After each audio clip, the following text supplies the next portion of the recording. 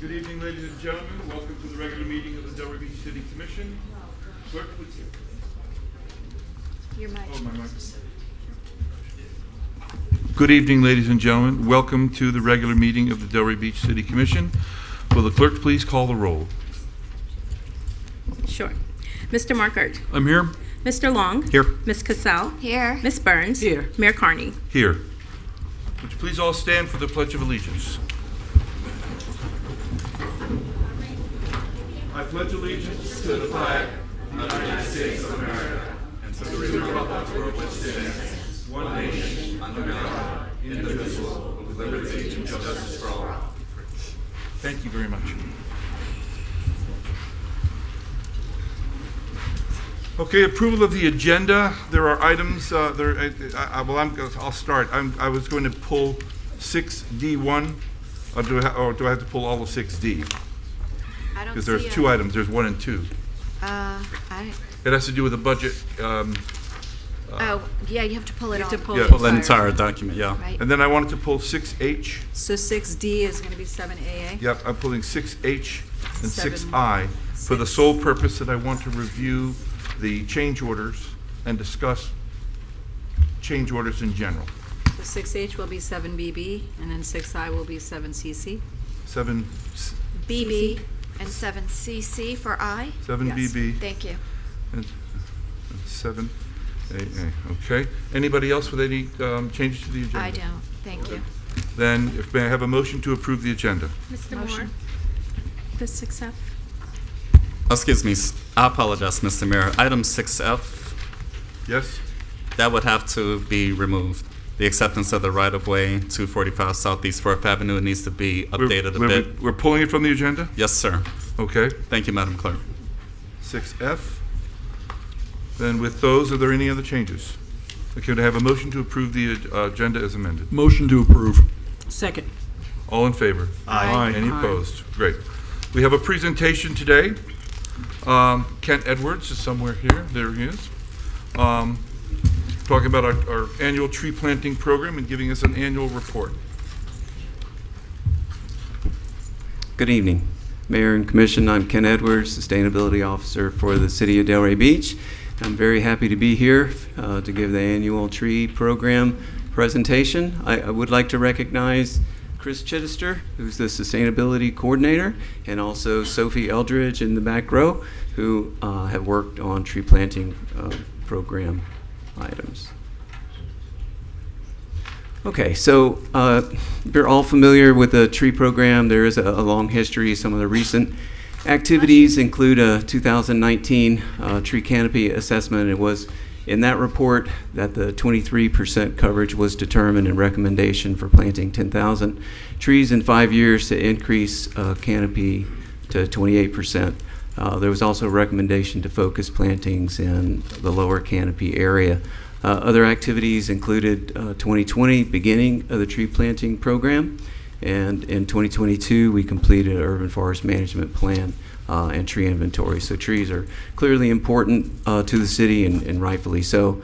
This slide is from last year's report. It is monitoring data for year 1 program, and what we found there was that we had almost a 97% survival rate for those trees after they had come off of the 1-year care period by community greening, which is very, very good. It's in the top 25%. Similar monitoring was just completed for trees in the year 2 period. The year 2 period ended June of last year, and after all of the trees came off of their 1 year, then we went back out and we found a 93+%, so very close to the same as last year. That is a survivability above the median, but a little bit below the top 25%. So we're doing very, very well. The monitoring is an important part of how we see how we're doing, but want to give some visuals also. These next slides are sites for the year 2 planting. This is Eagle Park near Atlantic High School. The park had a very large grassy area, so we put in live oaks that will reduce the urban heat island. There's also a pond on the site, so soaking up nutrients and water, and it'll provide additional habitat, make for a very nice site that was already a good park.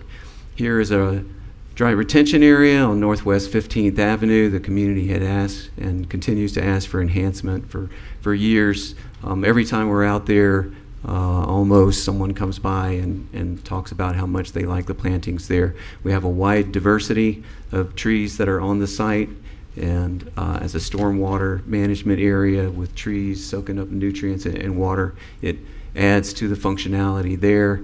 This is also right next to I-95, so there is definitely an air quality improvement, and enhances quality of life in the area. At the Spady Museum, this is the backyard area where slash pines and gumbo limbos were planted. These trees will grow into giving nice coverage for that backyard area where events occur, reduces the heat and the urban heat island effect, and air quality definitely enhances the property. And then Dr. Carol Crowell Way, this is a wet detention area, and so we have planted quite a few wetland species there, have pond cypress and pond apple, and also some royal palms that came from the Fakahatchee Strand or acclimated to wetland areas. So looking to replicate in an artificial wetland area, wetland functions, enhance that water quality treatment, and also habitat and stormwater management. So here's a comparison of year 2 plantings and year 3. 1,208 trees were actually planted in city and partner sites in year 2 that I just showed. There were 265 trees that were planted. These were 15 to 25 gallon trees in year 3. One of the things that we found in our monitoring as we were working with departments is that maintenance of the trees planted on city properties was a challenge. It takes expertise, it takes staff, it takes time, it takes equipment. So it made sense to be sure and scale back the planting on city properties until we can square away the maintenance issue. We started a tree drop-off program, which is a 15-gallon tree, so a good bit larger than a 3-gallon tree for the tree giveaways. People go to the community greening site, they sign up for the tree drop-off program, 15-gallon tree is delivered, they plant it and take care of it, so it reduces our maintenance costs. And then we had 1,300 tree giveaway trees. These are 3-gallon trees that people can come to a site, put in their vehicle and take with them. They take care of them. They're also the least expensive trees. So to date, in year 1, 2, and 3, we have met the 2,000 tree per year goal. Going forward, gonna ask for some guidance on the yet to be executed year 4 agreement. So to summarize major points so far: maintenance of new plantings and also the existing inventory. We have more than 10,000 trees. It's very, very important. Monitoring gives us information on how we're doing. Continuing the diversity of trees is important for resilience, because with native trees and multiple different species, with climate change occurring or if disease comes in, then we're going to maintain our canopy. Planting design, we work very hard with departments and look at the soils and the sun, the hydrology, to try to get the right tree in the right place, and that's why we have that 95% or so survival rate. And we've also started to remove dead and poor quality trees. That brings a site for a new tree to be planted. It's a part of maintenance of the canopy, because taking out a diseased tree can help protect other kinds of trees. And just to reemphasize again the tree maintenance, this is an example of a bald cypress that was planted in a dry retention area. It came off of the watering regimen by community greening in a dry time, and the tree struggled. If you look very closely, then on the picture on the left, there is sprouting from the base, so the tree survived. Just a little bit more attention, and we can get more diversity in more areas. Used to be quite a bit of cypress in this area decades, century ago. So, it is worthwhile to try to continue to plant those, but they may require a little more care than landscaping. Okay, heading into asking for your direction on year 4. Considerations to consider. Plantings on city properties require additional maintenance, so maybe a small number of those in the year ahead as we work through those issues. For partner plantings, those also require maintenance for a year after planting, and we had some instances where partners were very much gung-ho, but then at the last minute they backed out. So there are some challenges with that. Tree giveaways, very certain way to get trees out, but they are smaller and we don't have oversight of those after they're planted. Tree drop-off program is a larger tree. People sign up for them. We do specify or at least request that they be planted in the front yard, and we can do monitoring on them. We can drive by and see. But they are more expensive than tree giveaways. So as we go forward, we want to continue the diversity and really try to get as many trees into good spots as we can. Looking at the 2,000 tree per year goal, if to have 2,000 trees, we have to have a higher number of tree giveaways. And one other item on the tree drop-off, it would allow us to focus a higher portion or a number per acre in the low canopy areas. We can have an allocation for that. And this is from the tree canopy assessment. The yellow areas are the lower canopy area. All right. Tree Trust Fund currently has $273,000 in it. There was $19,000 that was not spent in current year.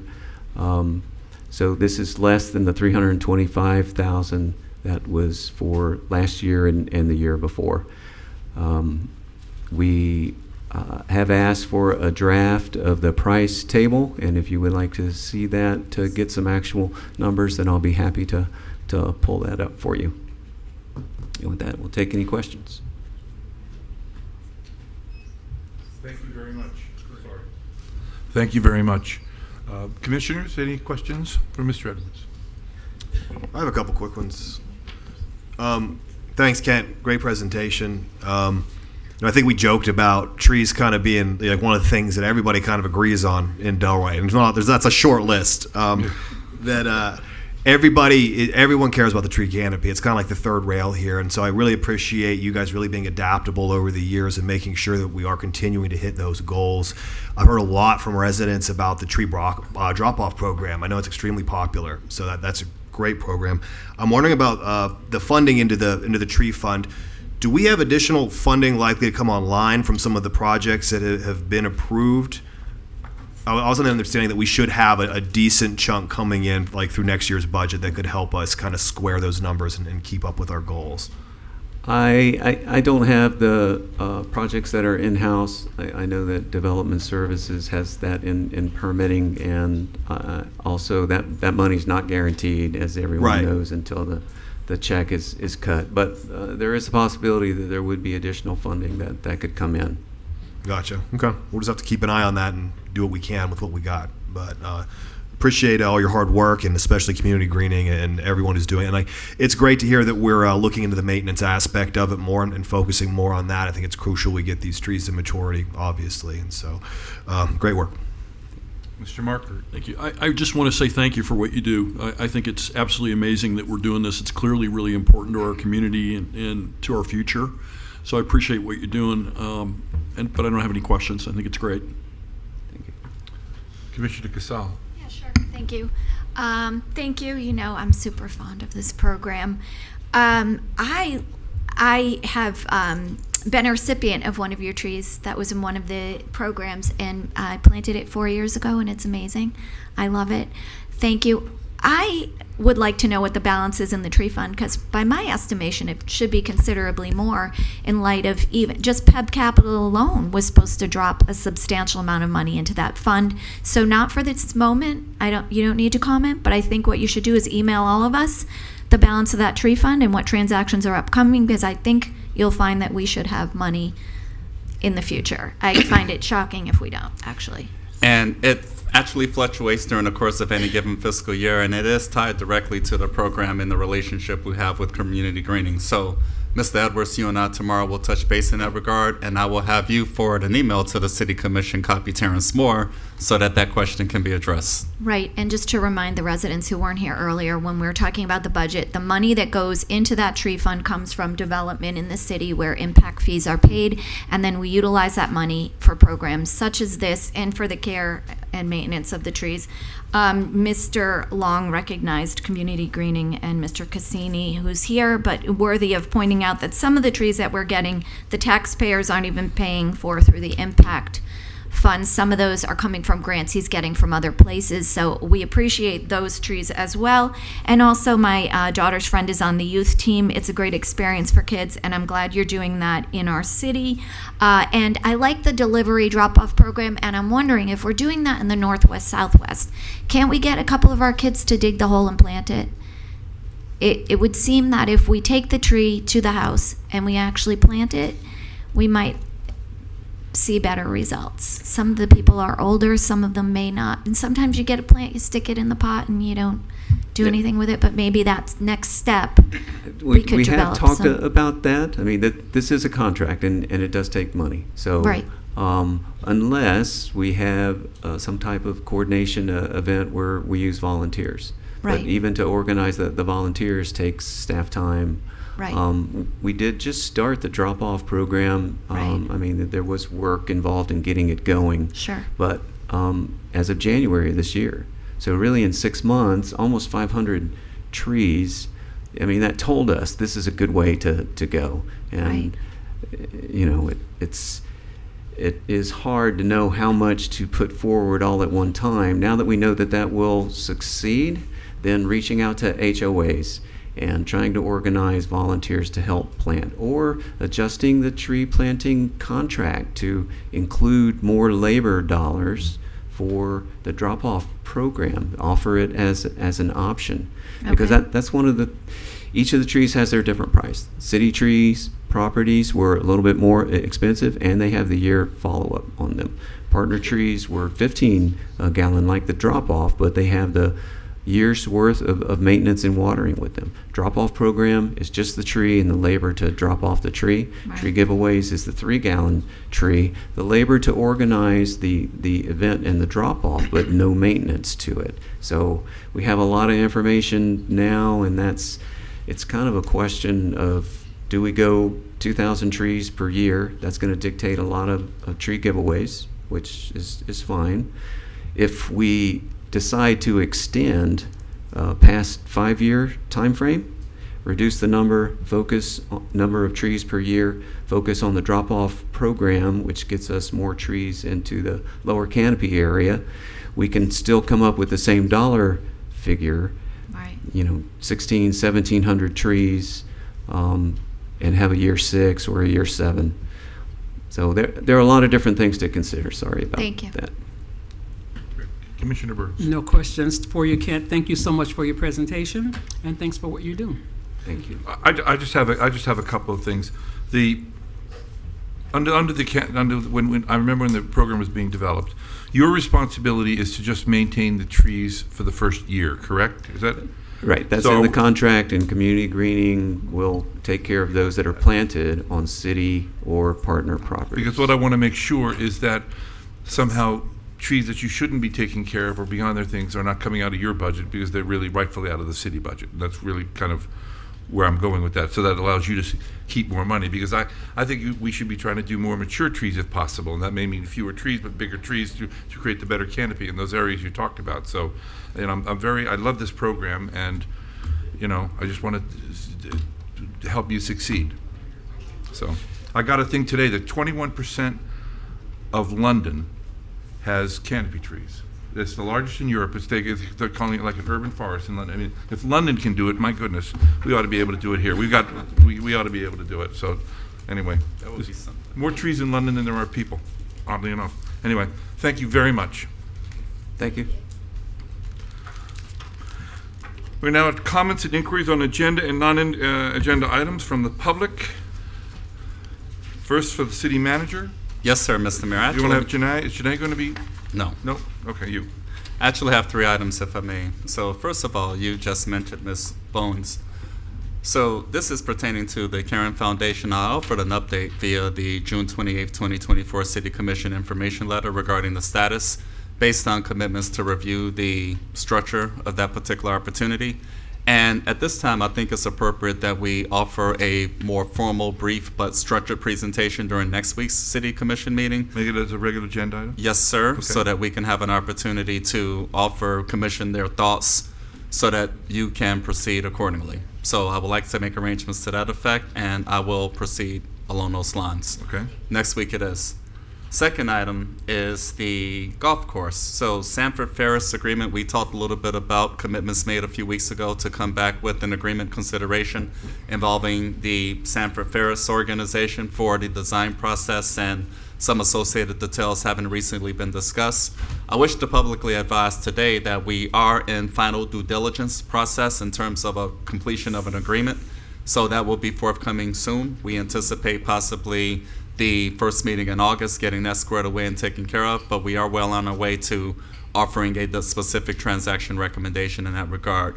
I do recognize a few individuals who have an interest in the golf course in attendance during this evening's meeting, and therefore I was really proud to offer the level of progress being made in that regard. So thank you very much, and we look forward to getting to work.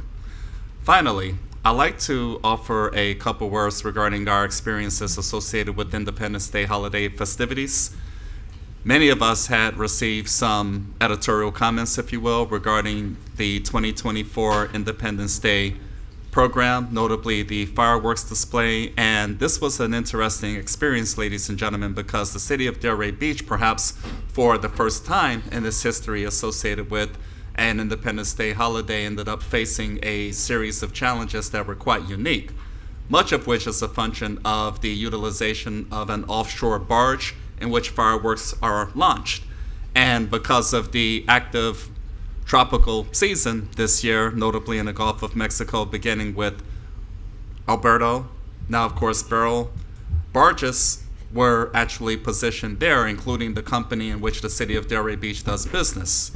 So literally 2 weeks prior to Independence Day, Mr. Mita, Director of Parks and Recreation, reached out to me to ask if we can convene a meeting to discuss some specific options with respect to the matter as it relates to a lack of a barge presence off the coast of Southeast Florida in the Atlantic Ocean.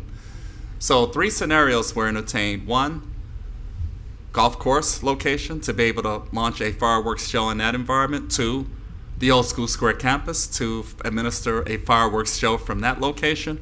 Or 3, making a pivot happen at the beach location, which ended up being the direction for a couple of reasons. Number 1, the festival activity is right along East Atlantic Avenue, east side of the bridge, along the waterfront, the beachfront.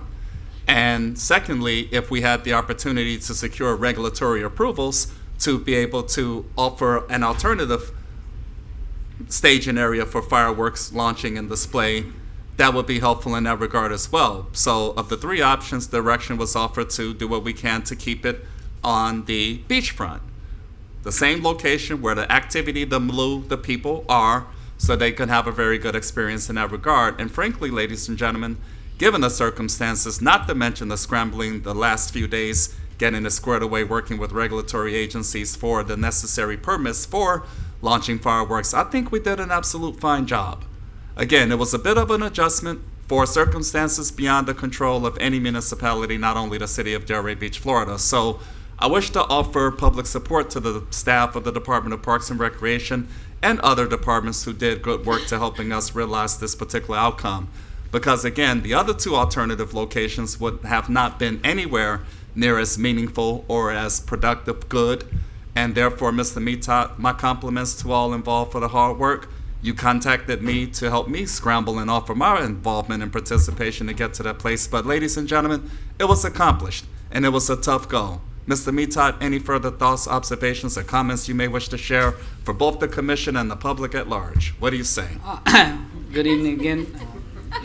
I can only say, if I could just jump in on the Monday before, the Monday before, I meet every week with the city manager to review the agendas and various matters that are going to be coming up. And it was announced to me at that meeting, it looked like we weren't having fireworks at all, to which I responded, we have to have fireworks. So I just think you guys put it, I mean, it was really, what the city doesn't know is it was touch and go. We were not having them at all.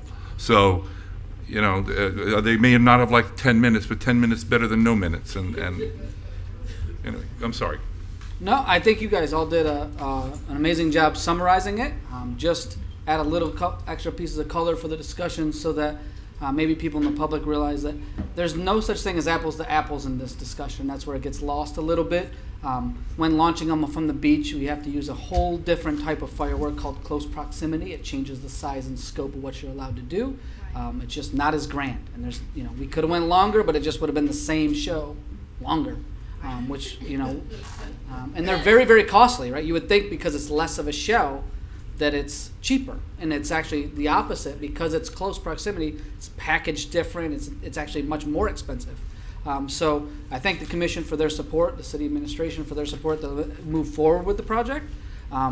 Other cities still had their show. For example, our neighbors, Deerfield Beach, they have a pier, right? So they're able to go to the end of their pier and shoot them off the end of the pier, and that provides the radius needed and so forth. Just for clarity, everyone goes through this a little bit. I've always said no two events are the same. We deal with things like this. So thank you for your support. It's unfortunate. We apologize to the public on our behalf that it wasn't the show we wish it was. We look forward to another great show next year. Thank you very much. Are you finished with you want to do you have?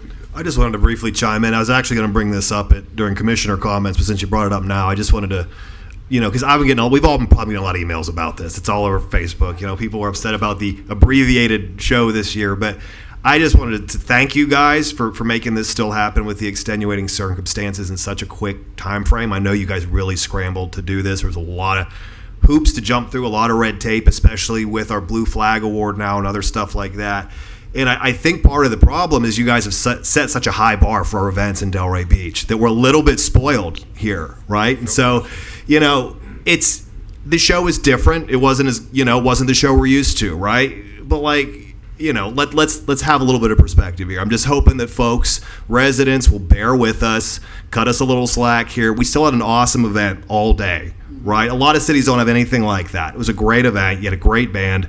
It was a solid 4th of July in Delray Beach. I watched the show. Yes, it was shorter, but it was fine, right? And I get that people spend money, right, to come here and position themselves, and they wait all day, and the show was half the length. Okay, fine. You're allowed to be frustrated, but like, let's just remember, right, it was still a great event all day. So I hope folks cut us some slack. I'm sure we'll be back to having the barbs next year and have the normal show. So thank you. Yeah, thank you. And I would be remiss if I didn't say thank you to both the fire department and the police department.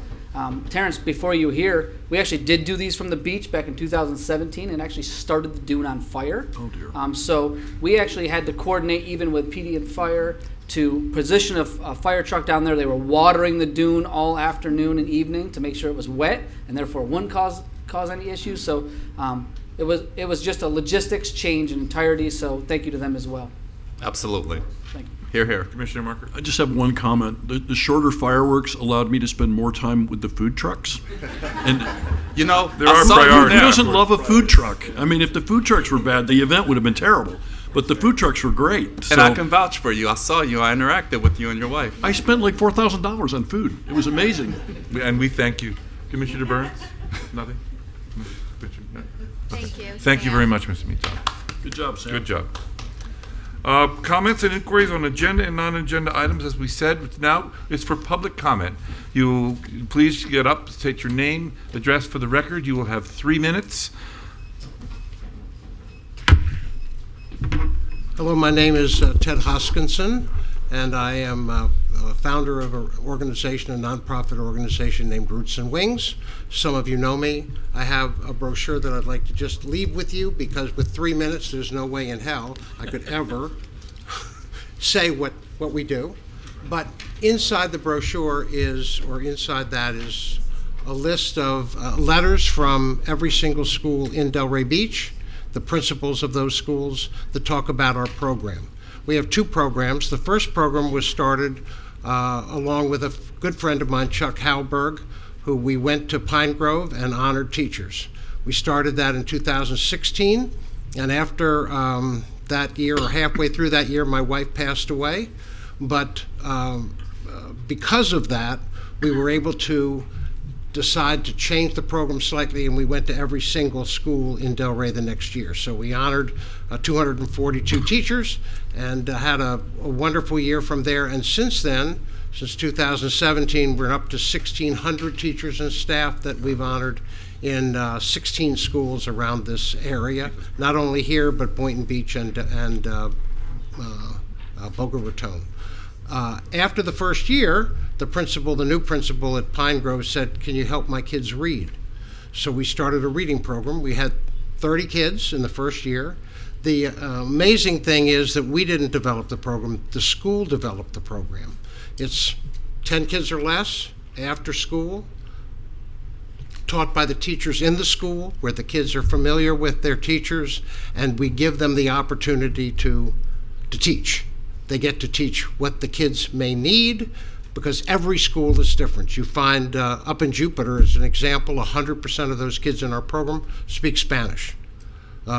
In J.C. Mitchell, 84% of the kids speak Spanish as their primary language. So at Pine Grove, you have Creole, you have lots of different other languages. Out west, you've got Ukrainian and Russian. So every school is just different, and because of that, the teachers in the schools are able to adjust the program based on that. We hired a literacy coordinator, and we have now, according to next year, we'll have 15 schools in our system teaching almost 1,300 kids after school. Now, we have about a $700,000 budget that I helped raise with the wonderful people who've donated. The city of Delray Beach doesn't seem to donate to us, but I'm here to say we'd be happy to, when the budgets and everything are all fixed up, that we have one school left in Delray that we're not doing currently, and we don't have the funds to do it because we don't get as much support from Delray as we do from other areas. So that school is Banyan Creek, and I would hope that when the time comes, that maybe someone within the organization will be able to come back and talk a little bit more about our program. Thank you very much. Thank you, Mr. Hutchinson. Thank you. Good evening, Commissioners, Mayor Carney, City Manager, City Attorney, Marjorie Waldo from Arts Garage, and I'm speaking on behalf of my organization today, so I'm hoping that I could have the 6 minutes allotted rather than the 3. What? Sure. I will try to use less. Try to do it in 5. I will try to do 4, I promise. Okay, 4 is even better. Okay, so I want to introduce a few of my staff members who stayed late to come in support of what Arts Garage does. So if you'd stand for just a second, there's only 3 of them here. A lot of them are working tonight. So thank you so much for coming. It means the world. I'm waving at the board members who are watching from wherever they're lucky enough to be. I have heard my name in a couple of commission meetings. And so I watch them all, even if I'm not here in person. It's probably better because I tend to be a heckler. Mayor Carney, I, during the June 18th meeting, heard you say, and I quote, AG is not running arts classes and we're a musical venue, and that you are one of our biggest fans. So what your words told me was that I have failed in my mission to deliver information about what Arts Garage does. So I appreciate the opportunity to share a little bit more with you today. I've created a packet. There's one for each of you if you would be kind enough. You don't have to look at it now, but it's got several elements in it that will help. First of all, from 2016 to 2024, we focused on accountability and transparency, and we did a complete turnaround of the organization that ended about the beginning of 2019. We repaid over $250,000 in debt. We expanded our programming. We tried to make nice with all the city commissioners, and most of them came along for the ride. I think they all did.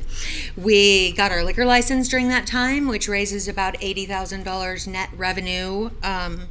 We've cleaned up all of our audits since 2018. They're clean and on time. Our budget has increased 47% since 2016. We have increased tickets sold by 56%. Very fantastic numbers, if I do say so myself. That's funny. You're supposed to give me something. Okay, so we navigated the pandemic without stopping programming for longer than 2 weeks. We waited 2 weeks, got our ducks in a row, and we produced 3 times a week for free to the public, live streamed performances. We could have up to 10 people in the building, 2 of my staff and a couple of performers. We reopened when the governor said we could at 33% capacity, and we opened at full capacity on 2021, even though buying patterns were still very different until probably late 2022. We leveraged federal dollars to PPP loans, which are fully forgiven, an emergency disaster loan, fully paid off, employee retention credits, shuttered venue operators grant, fully forgiven in late 2023, and we have a financial reserve for the first time in the organization's history. We have 50 $10,000 Band of Angels donors, and we had 29 annual members join in last year's launch of a membership program. And we do fundraising all year, and we have lots of grants. We share a friend in the Virginia and Harvey Kimmel Family Foundation. So 10,000 square feet goes a long way. Yes, we do cabaret seating where you can bring your own food and seat 194 people. Most of the time that's for music. We do row seating for theater pieces like Black Angels over Tuskegee, which several of you attended that are in the room, not necessarily on the dais. Music performances like the one we have in August for world-renowned 14-time Grammy Award winner Paquito D'Rivera, and standing room only for 450, like we did for 2 years with Max Weinberg. We served 23,900 plus patrons in the past year. I went from July 1 to June, and over 33,600 gallery visitors. 55%-ish of our patrons visit local establishments before or after the show. We have 36,000 social media followers on 5 platforms, 19,000 e-newsletter subscribers, and 20,000 website visitors per month, and we're TripAdvisor's Traveler's Choice Award. Yes, we do all kinds of music, and this is all listed in your program. There's a program on the left, and there's a program for this on the right in your folder. We've done over 21 theater productions since 2017. We started stand-up comedy once a month about 2 years ago. We've done lecture series, including collaborating with the Community Greening and the CRA and the Spadey Museum. We've done special events, which include Color Purple and Music by Palm Beach County students.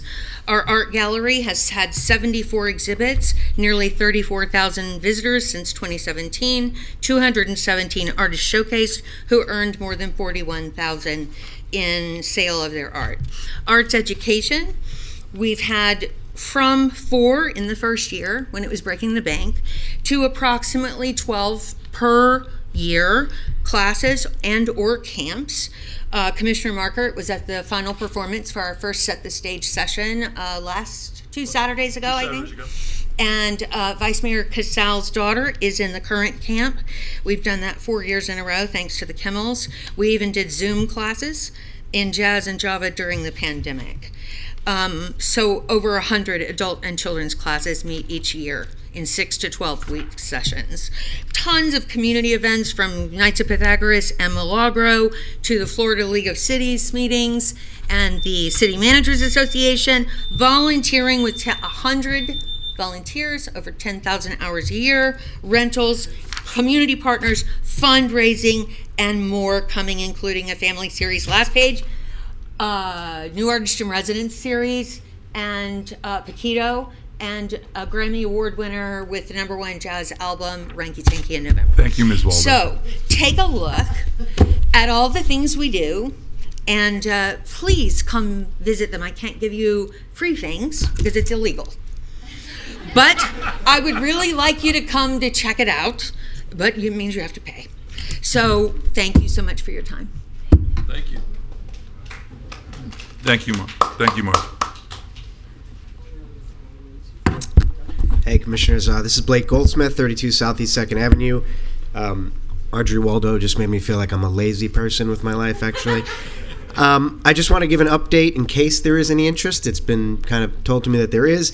So, from 27 Productions, as far as the Crest Theater is related, it does seem that from what we've gleaned from these meetings and from what we've heard from commissioners is that the city may be looking for someone within the city or organization, potentially an employee, somebody to sort of take over overseeing the entire campus or building. I just wanted to express that my organization is totally agnostic to if that happens or who that is. We have working relationships and personal relationships with the DDA, Laura, Suzanne, everybody there. It's been a pleasure working with Missy Barletto. She's amazing and been helpful. I've worked with Marjorie Waldo as well. So we're very open, as I said before, to collaborating. We're really focused on music programming for that stage, right? And so if we were to do that with you, I do want to express that we see about a 6-month lead time. Mostly that long lead is booking real acts that are going to pack that place and bring real economic impact to the city. So I just want to put it out there that if there is any way to come back to the conversation with Mr. Moore that I was intended to have, but haven't been able to while everybody, while other things are being figured out, I'd love to be able to do that in parallel, to not waste time, if possible, if there is interest in going that path, because I don't think it would be affected even if you put somebody else in charge of this building or campus. So I just wanted to put that out there. Just an update, we have raised a committed $250,000 to put towards this project. Just based on the mayor's comments in the past, I want to be clear that our intention at that point would be to focus mostly on operations and marketing costs and some materials.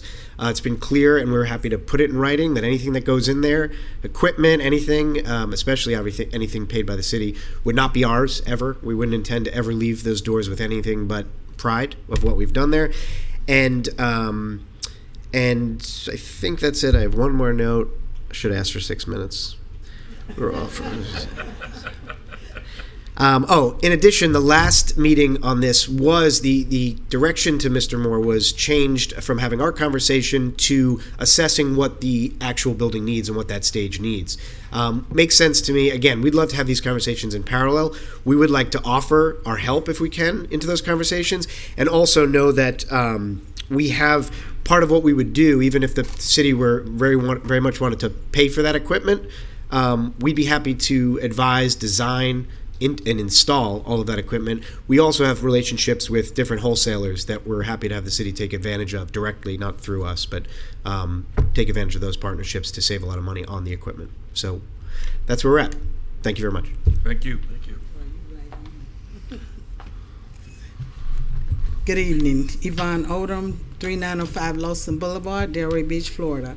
This is part 2 of my series message. I was telling you I'm president of Delray Beach CDC since 1992.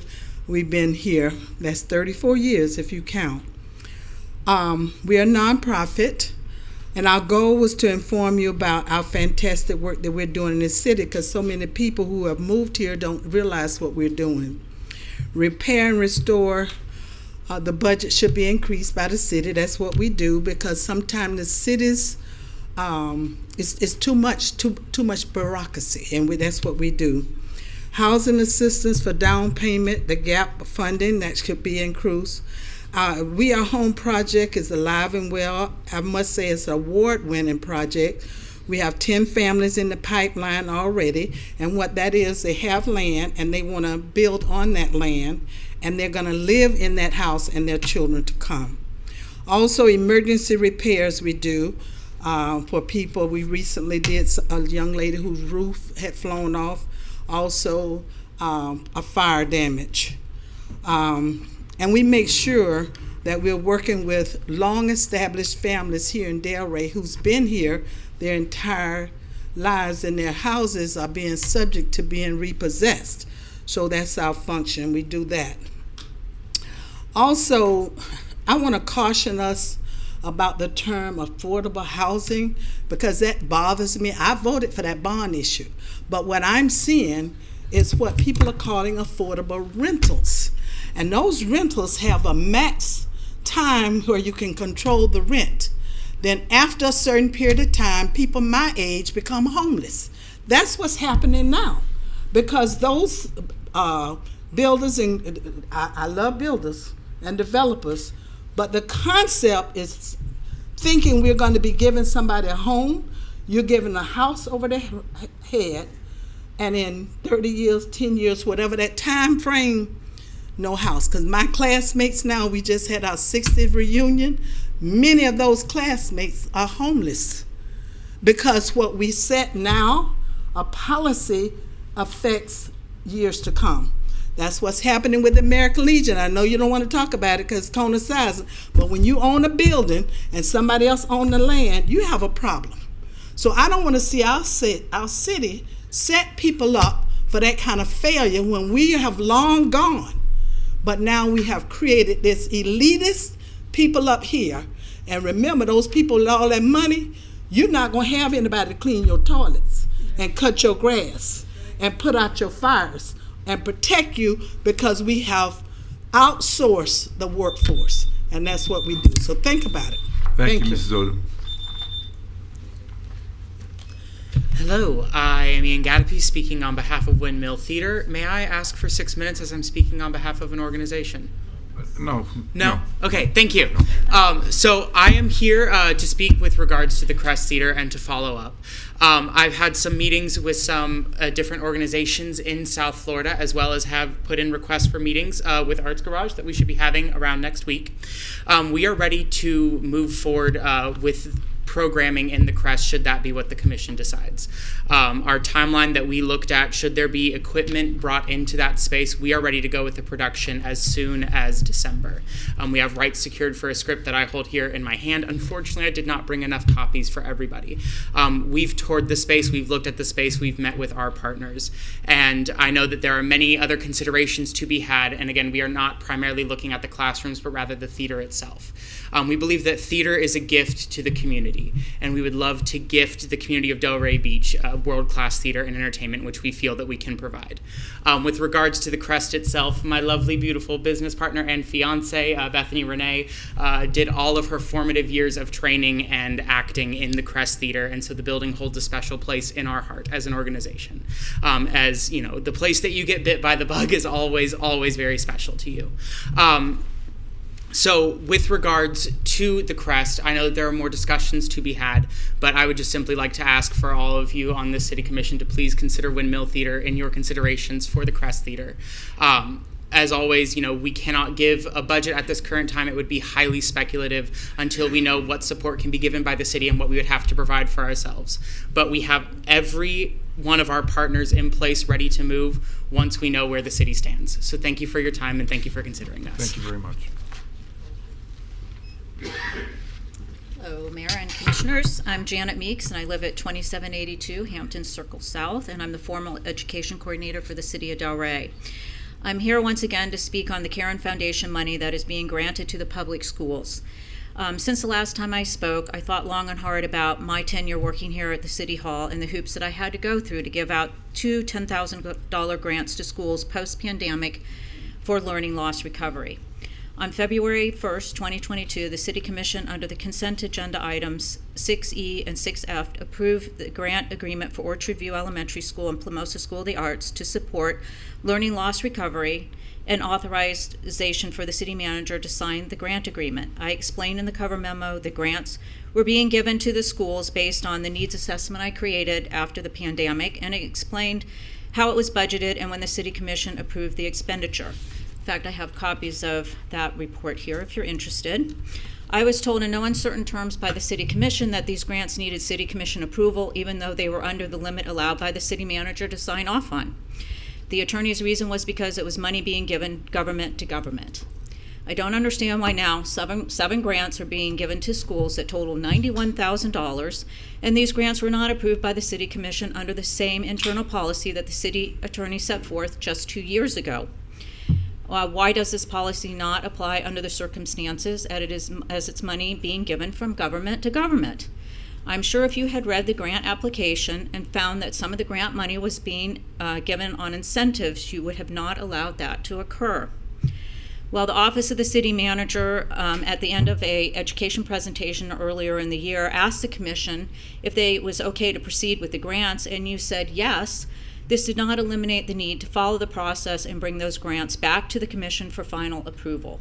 If these grants were on the consent agenda, you would have had an opportunity to see the money was being allocated for pizza parties and Starbucks. And I like to use the famous attorney's phrase that says, it does not meet the smell test. I'm asking the City Commission tonight to stop the grants being given to the schools, as these funds are restricted and it is not appropriate use of funds to replace school ESSER dollars. The city had ARPA dollars to give to education, but you chose not to back in the day.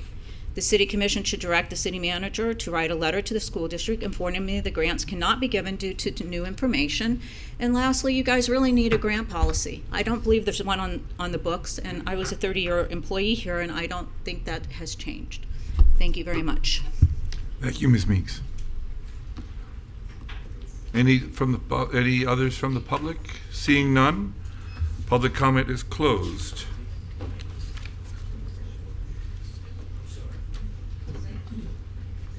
Did you want to speak, a member of public comment?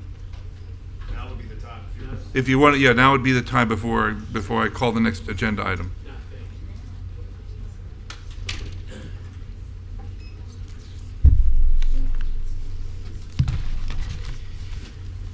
I want to thank the mayor, the city commission members, the vice mayors, for allowing me to speak. My name is Steve Layton. I am president of a not-for-profit, federally registered foundation, the Gold Illuminado Foundation. And I'm working with Mr. C. Ron Allen, who has the COP Mentoring Network. We formed a collaboration, a partnership, and have created Star Makers, Fit Bodies and Fit Minds. What C-Ron is known in the city, he's been working, he's a mentor, he's an advocate, for young people in the city.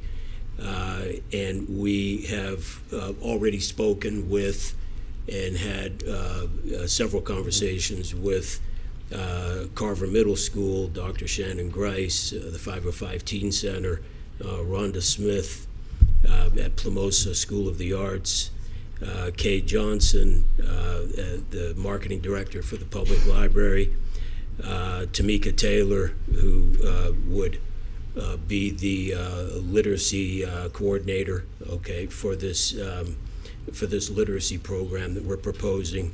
We've spoken with the police chief, Chief Russ Major, and Dr. Anthony Lockhart, the superintendent of Palm Beach County Schools.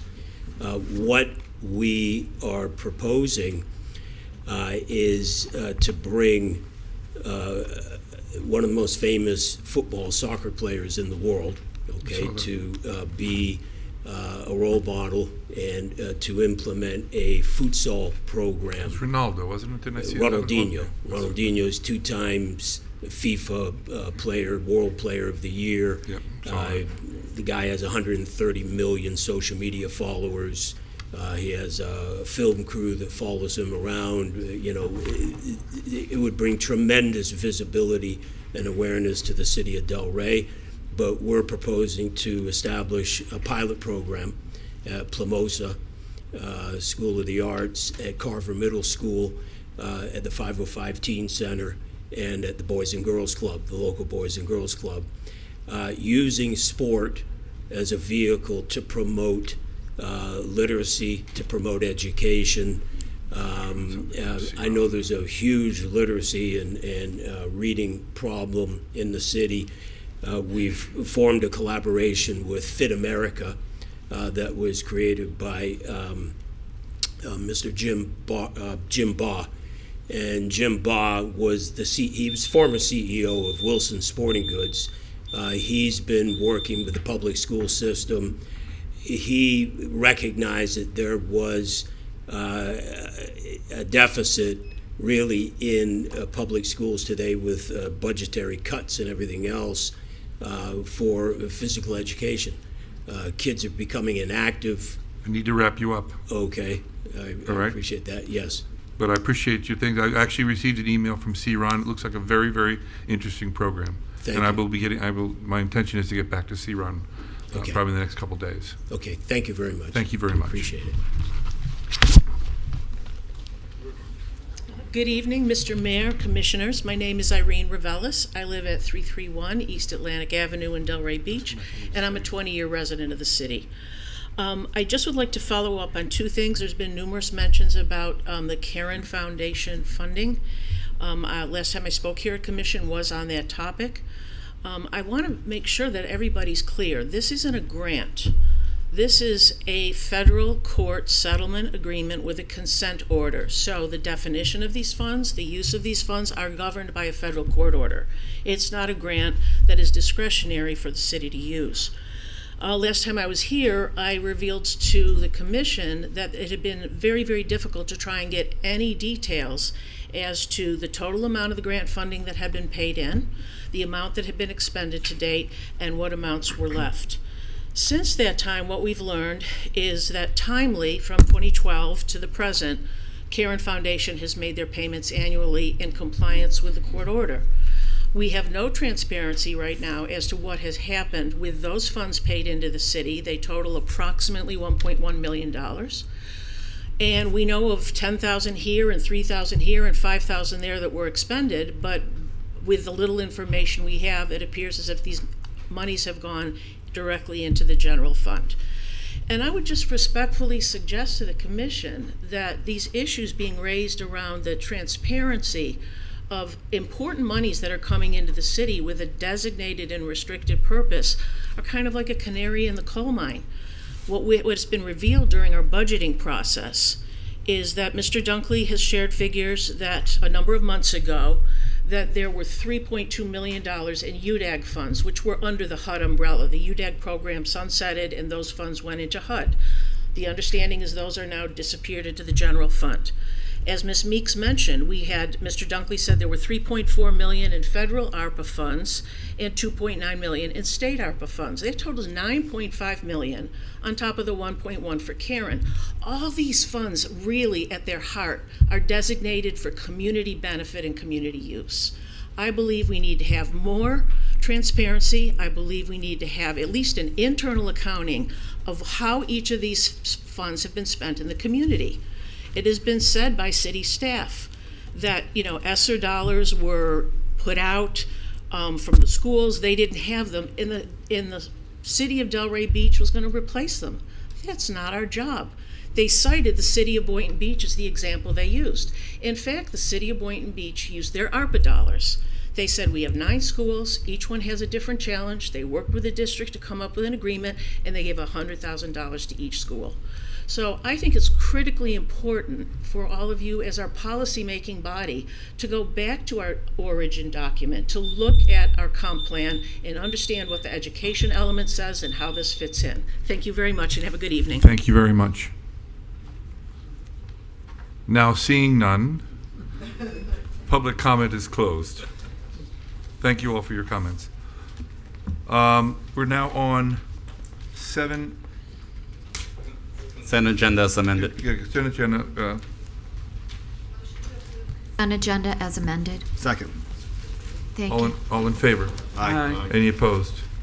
Great. Consent agenda is approved. Now, going on to the regular agenda, we have 7AA, which is formerly 6D1. Correct? 6D. 6D. 6D. Right. But there was 2 items there. It's like D, Right. 1 and 2. So we're only talking about the 1? Yeah. Yes, sir. Okay, very good. That's what I meant.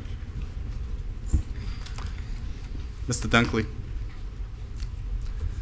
Mr. Mayor, what would be the purpose of your pulling this agenda item? The If you can purpose of my introduce pulling that. is so that we can have a discussion of the proposed art school by the city. So we've had meetings. We've asked the city to come up with a plan. At that meeting, you remember, we kind of fussed with it and said, just come back with something. Now, apparently, we've got something to put forth to the commission. Yes, sir. And that's what the reason I pulled it.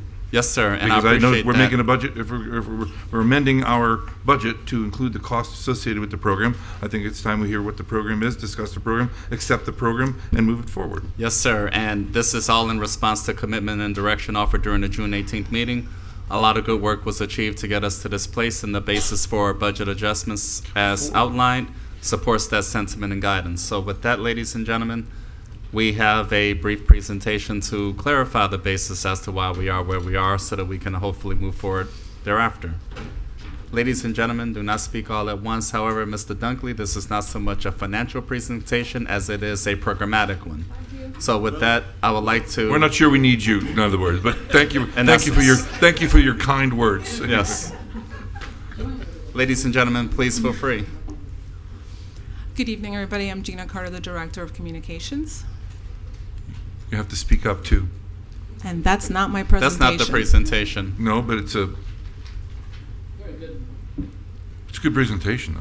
So you'll see that one next week. Do it next week.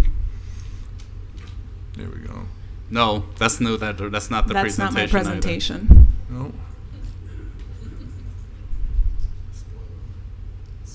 That's my presentation. That's the presentation. There we go. Third time the charm. Oh, you're funny. I need to cool off. Okay. So the City Commission directed the City Manager to come up with a plan, and this is that plan. The overview of the plan just talks about what we're trying to achieve. Basically, what we're trying to do is activate the campus, specifically the art classes, in a way that leverages the existing city resources in order to do this in a timely manner, in a cost-effective way, and achieve very attainable and specific outcomes. So the plan really requires minimal investment up front from the city, because we are actually leveraging a lot of the resources that we already have at hand. And the plan is broken up into two phases. First, the activation phase, which happens first the preparation phase, which happens over the summer, and then the activation phase that will happen in the fall. So why are we leveraging existing resources? Basically to get it done really quickly. We want to have rapid activation, we want to reduce the costs, and we want to cut down on all the things that slow down government, like hiring, contracts, all of these things. We want to move along as quickly as possible. So what does that mean? It really means that a lot of different departments are stepping up to take some responsibility in some of the work. Beginning with my department, as many of you know, I have an arts background. I have a master's in fine arts, so I'm going to use that expertise and that work history and that education to help this project along and kind of serve as the strategic guide for how we can have these art classes activated. It also means that my team will come with me, and that is going to be really important because in order to get this done, we're going to need really, really extensive marketing and to hit very specific marketing goals. In addition to that, we're going to have staff from Parks and Rec and Public Works help us to really fill out all the roles that we need to have this happen. It's not as easy as we have a room, we have a teacher, now we have art classes. There's really a lot more that goes into it than that, and it's really going to take all of these departments working together. So we're going to have an administrative assistant that's part of this. They're going to be helping us with all the back end that has to happen to run an office. We're going to have the building that has just been renovated, and it's beautiful. Thanks to Public Works, we're going to continue to have the support of Public Works to make sure that that building stays beautifully maintained. And then we're going to have the help of Parks and Recs also for reception and hopefully for volunteers, because we're going to need people to be there all the hours that we have visitors coming, so that there's always someone there to welcome and to orient people as they're coming into the building. But we are going to need to hire some staff, and that's the next section, which is the new hires. And that staff is basically just one individual that will be a kind of a program administrator. I'm sorry, I'm overpronouncing my piece. A program administrator. And they will be responsible for overseeing all the other art instructors that we're going to hire on a contract basis. Benchmarking with other similar institutions, this is really the practice across the board. They hired their educators as contractors. It's going to help us in two ways. One, it helps us because we don't have to pay benefits and full salaries, and it really cuts down on our initial investment. And secondly, it helps us because we need a wide variety of teachers to be able to offer the classes that our residents want. So what are our objectives? We want to have the administrative and operational infrastructure up and running. We want to leverage existing staff, hire qualified art instructors. We want to collaborate with nonprofits and galleries and institutions. And we're going to really hit all of these steps. There's literally 100 things we have to do, and we want to do it quickly. So in order to do this, we basically have a shell. So we're going to need to provide the infrastructure that goes into the classroom. So we need office infrastructure, we need classroom infrastructure. I'm talking easels and tables and stools and all of that stuff. So all of those things need to be put in place. And not just those tangible items, but we also have a building that doesn't have the tech that we need. So we're also talking about, wiring for Wi-Fi and having a network that connects to the city.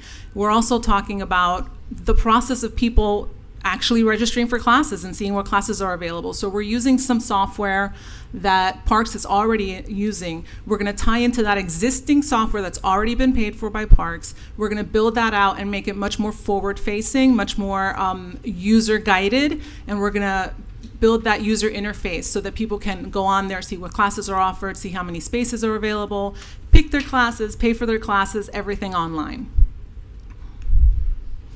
The hiring process, we only have to hire one person, so that'll be nice. We already have a job description in mind and it's ready to go. What we need to do is advertise immediately and advertise until we find the right person. So we're gonna, of course, do that. And then we need to start reaching out to all the other art entities in our area so that we can find all these instructors that are interested in teaching our residents. Program development, we're going to be working on creating the curricula for each of the classes that we offer. And of course, that's dependent on how many teachers we find that are interested in working on our campus. And then we're going to be working on developing what the terms look like and what the time periods are for the classes and when we can offer them. So what does our timeline look like? Like I said, the summer is really the preparation phase. We're going to be doing all of those things that we need to do to be able to hopefully in the fall offer classes. And it's going to be a heavy lift and there's a lot of steps in it. So in order to achieve that fall activation, we need to move really quickly. In the fall, we hope to by mid-October be able to offer some classes. And I think for us to be able to succeed in this, we need to be really strategic, and we don't want to try to eat the apple all in one bite. We want to take small bites, hit targets that we have identified are important, and do so at a measured pace. We don't want to try to rush into something. We want to just make sure that we're calculated, we're targeted, and we're doing things that are attainable and measurable. We also have a big marketing push that we have to do, and it's really important for everyone in the city to feel like this campus is theirs again, that there's a creative hub, a creative community, and they can be a part of it. And a lot of that is going to have to be a lot of outreach, a lot of marketing, and really kind of inviting everyone that's interested in being creative and being part of a creative community back onto the campus. And that's my entire presentation. Great. And I am so sorry. That is not my entire I was going to presentation. say, There's one more slide. I forgot the most important part, the the numbers. Yeah. Okay, so the most important part about leveraging, of course, is that it saves the city money up front. It's done very strategically, so let's talk about what that could look like. So I'm basically planning out a possibility for about 17 classes per term with approximately 20 attendees per class. If we look at something like that, over the course of a year, offering classes in the fall, the winter, the spring, and the summer, so year-round, we're looking at the possibility of making about $285,000 a year. But once you factor out the cost of paying the contracted art instructors, it's going to come down to a much lower number of about $85,000 a year, because the contractors get paid 70% of the cost of the class. So that's the potential for revenue just for the first year. What is it going to cost us? So like I said, we do just have a shell right now. So we do have to buy supplies, we have to pay for marketing, we have to buy computers and furniture and all of the things that make an art school not just a shell. So that's going to cost about $23,000 for the operational, and then an initial investment of about $70,000 for the furniture and other tangible items. The contractors don't cost us anything up front because they get paid per class that they teach. And then the new staff member, the program specialist, is a full-time position, and we have already identified a pay grade that is appropriate for this position with HR, and we're hitting the middle of the salary range at about $80,000 a year. So the cost for a full year is about $173,000 for this first year because of that initial investment. And that's my final slide. Great, I can tick that off then. So the reason I pulled it is there is a request. We have to amend this 6D had two components. One is the communications department, which we are requesting a transfer from the fund of $118,000, right? Yes, sir, to initiate this effort. To initiate the effort. Okay, so to the commission, to Ms. Casal? I'm super supportive, and I appreciate the presentation. It's as good the second time, and I want to thank you so much for your willingness to step up and take control of the situation. I feel very confident and very good about this. And to Mr. Mitat and obviously Ms. Barletto, thank you for your willingness to help. And yes, Mr. Dunkley, you were amazing too. I'm kidding. Thank you all. This is a very exciting moment. Ms. Burns. Yes, I just want to thank the staff. I saw the presentation early in the weekend. It's great. I think it, you put your time into it. It's well thought out. The timeline is perfect. How I don't see this as a permanent solution. I see that this is something that will get our get those classes activated and started. So I would be in support of it as well. Okay, Mr. Markert. Yeah, I had a chance to see this a few times, and I think you guys have done a great job. I mean, Sam, I appreciate you stepping up and helping us with software and stuff that you've already got. That's really great that we're sharing and doing that. One of the hardest things that I had when I was campaigning was just hearing the story of Old School Square, and I'm so happy that we're making real tangible headway to getting this thing open again. So I really appreciate what you guys have done. Commissioner Long. All right. It's crazy that we're here, in my opinion. We're out of choices, so here we are. We didn't have to be out of choices, but that's where we are. It's certainly not staff's fault, and I really appreciate you guys stepping into the breach.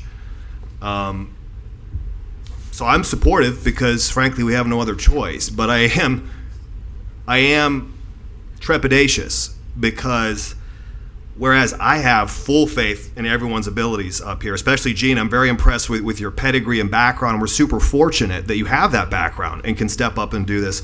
But you have a super demanding job already, right? And we're just going to make you work like 2 full-time jobs? I mean, at some point, it's a zero-sum game, right? Like, I know everyone can spread themselves thin and work double time, and this just feels very frenetic and, dare I say, desperate. The whole rapid activation component of this. Why does it have to be rapid activation? What's this arbitrary deadline we're setting to this now? I'd rather make sure we're doing it right and that it's sustainable for our people, that you guys are able to set this up correctly. And I'm a little bit like $170,000 to do all that. That feels like I don't think I could remodel my kitchen for that. Like, that's a pretty low budget. Like, I'm very surprised it's that low. So maybe call me a bit skeptical. I want this to work. I want to get the lights back on. I have full faith in you guys, but I don't want to overextend you either and put you in an unreasonable situation. I don't want to rush this and set us up for failure. I agree with Commissioner Burns that this should be seen as a transition into something more long-term and sustainable that we are not subsidizing. I don't know what that is yet. We sort of squandered every opportunity we had up here to have any of those options at our disposal. So here we are. You guys stepped up and frankly, to a ridiculous situation and came up with a solution. And I can't thank you enough for doing that, truly. And I'll support whatever needs to be done to get this off the ground, but I'm not going to support a ridiculous timeline. I will support a reasonable timeline to make sure we're doing whatever we can to get this done right and make sure you guys can still do the jobs that you're already doing, frankly. So that's where I'm at with this. And again, thank you guys. Well, considering this was kind of like I pushed this idea, I think it's a great idea. And I wish you all the success. We were very lucky when we found out your background was kind of right up this area and you were able to assemble a program very, very quickly. And the idea of leveraging city resources is a great idea because we have in-house capabilities, and that's going to be a good thing. After the first year, when we don't have all those other expenses, it'll be riding a little bit nicer for us. And I want to commend you for so quickly putting together a good, great opportunity for us to do this, and I'm obviously in support of it. So I need a motion. Motion to approve. Well, I need a motion to approve. There's two items. I think we just do it as one though, because it is one item on the agenda. Well, no, because there's two. The item 60 contained Okay, motion to approve. a transfer amount of I'll do it. $118,000. I got it. Motion to approve resolution number 143-24. Can I do it together? And 145-23. Second. Thank you. All in favor? Aye. Any opposed? Great. We've adopted 60. Very exciting. Thank you. Great. Thank you very much. Good job, Mayor. And good luck. The next item is it's actually 6H and 6I.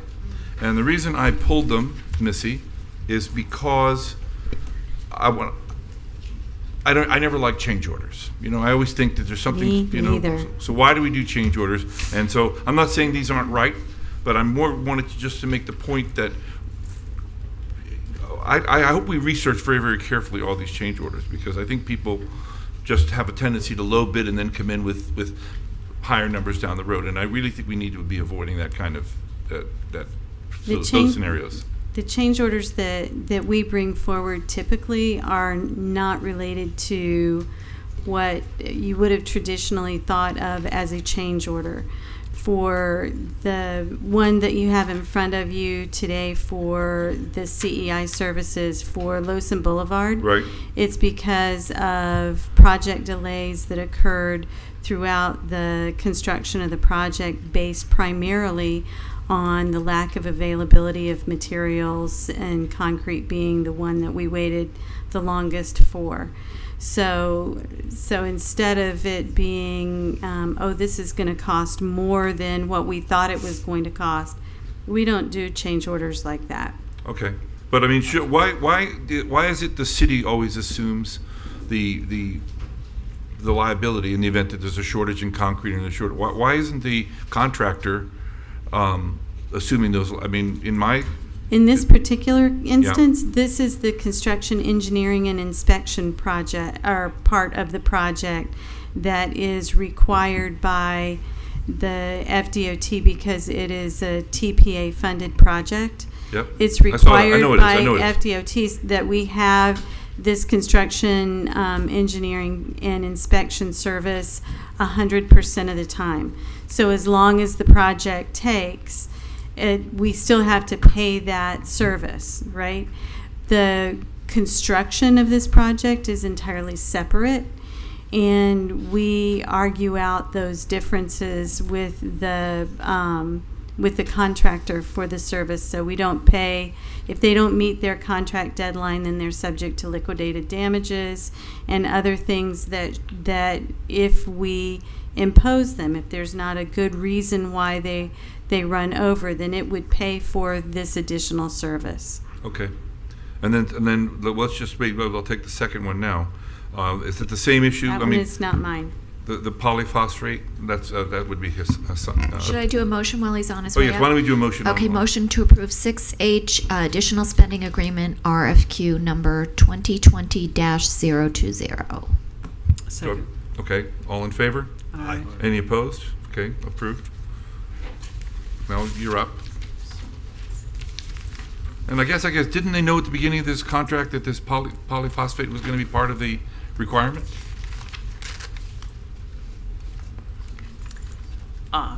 Yes, sir. The contract actually initiated back in 2019.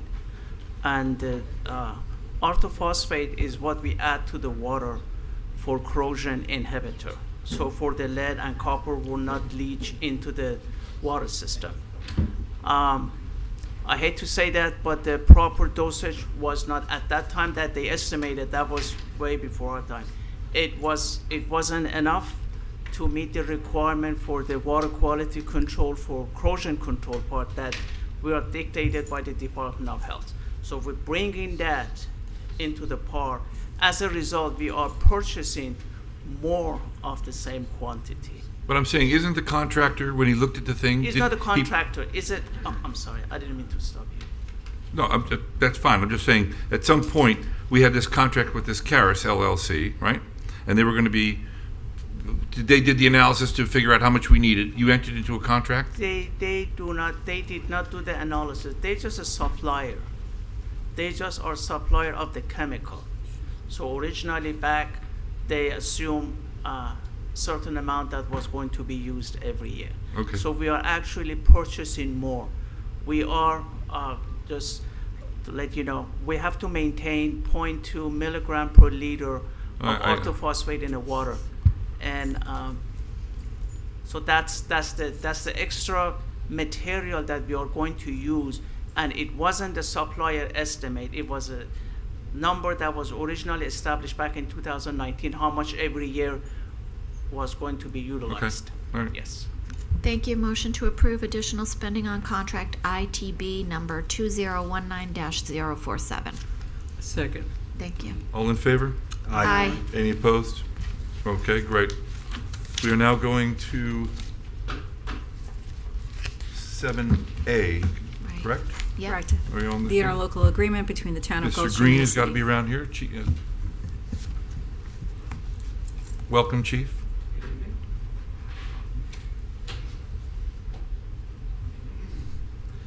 Good evening, Mayor and Commissioners. This is just to bring some background to this ILA with the town of Gulfstream, and mainly because of this past history with Highland Beach. We just wanted to clarify that this is not the same situation. The agreement with Gulfstream has been in place since 2009. It was a 10-year agreement at the time, and it's for the fire department to provide fire and rescue services, including EMS, fire prevention, inspections, plans review, and the annual cost at the time was $286,000 to the city. They make these payments monthly, and it's adjusted annually based on the CPI or 5%, whichever is greater. There's no personnel that are assigned to the town of Gulfstream. These resources respond from existing fire stations, so there's no operational cost to the city itself. This is strictly a fee for service.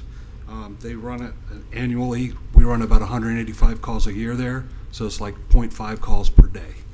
So this is, in my opinion, a win-win for the city.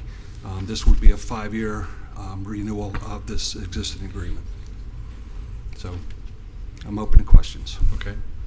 Commissioner Casal.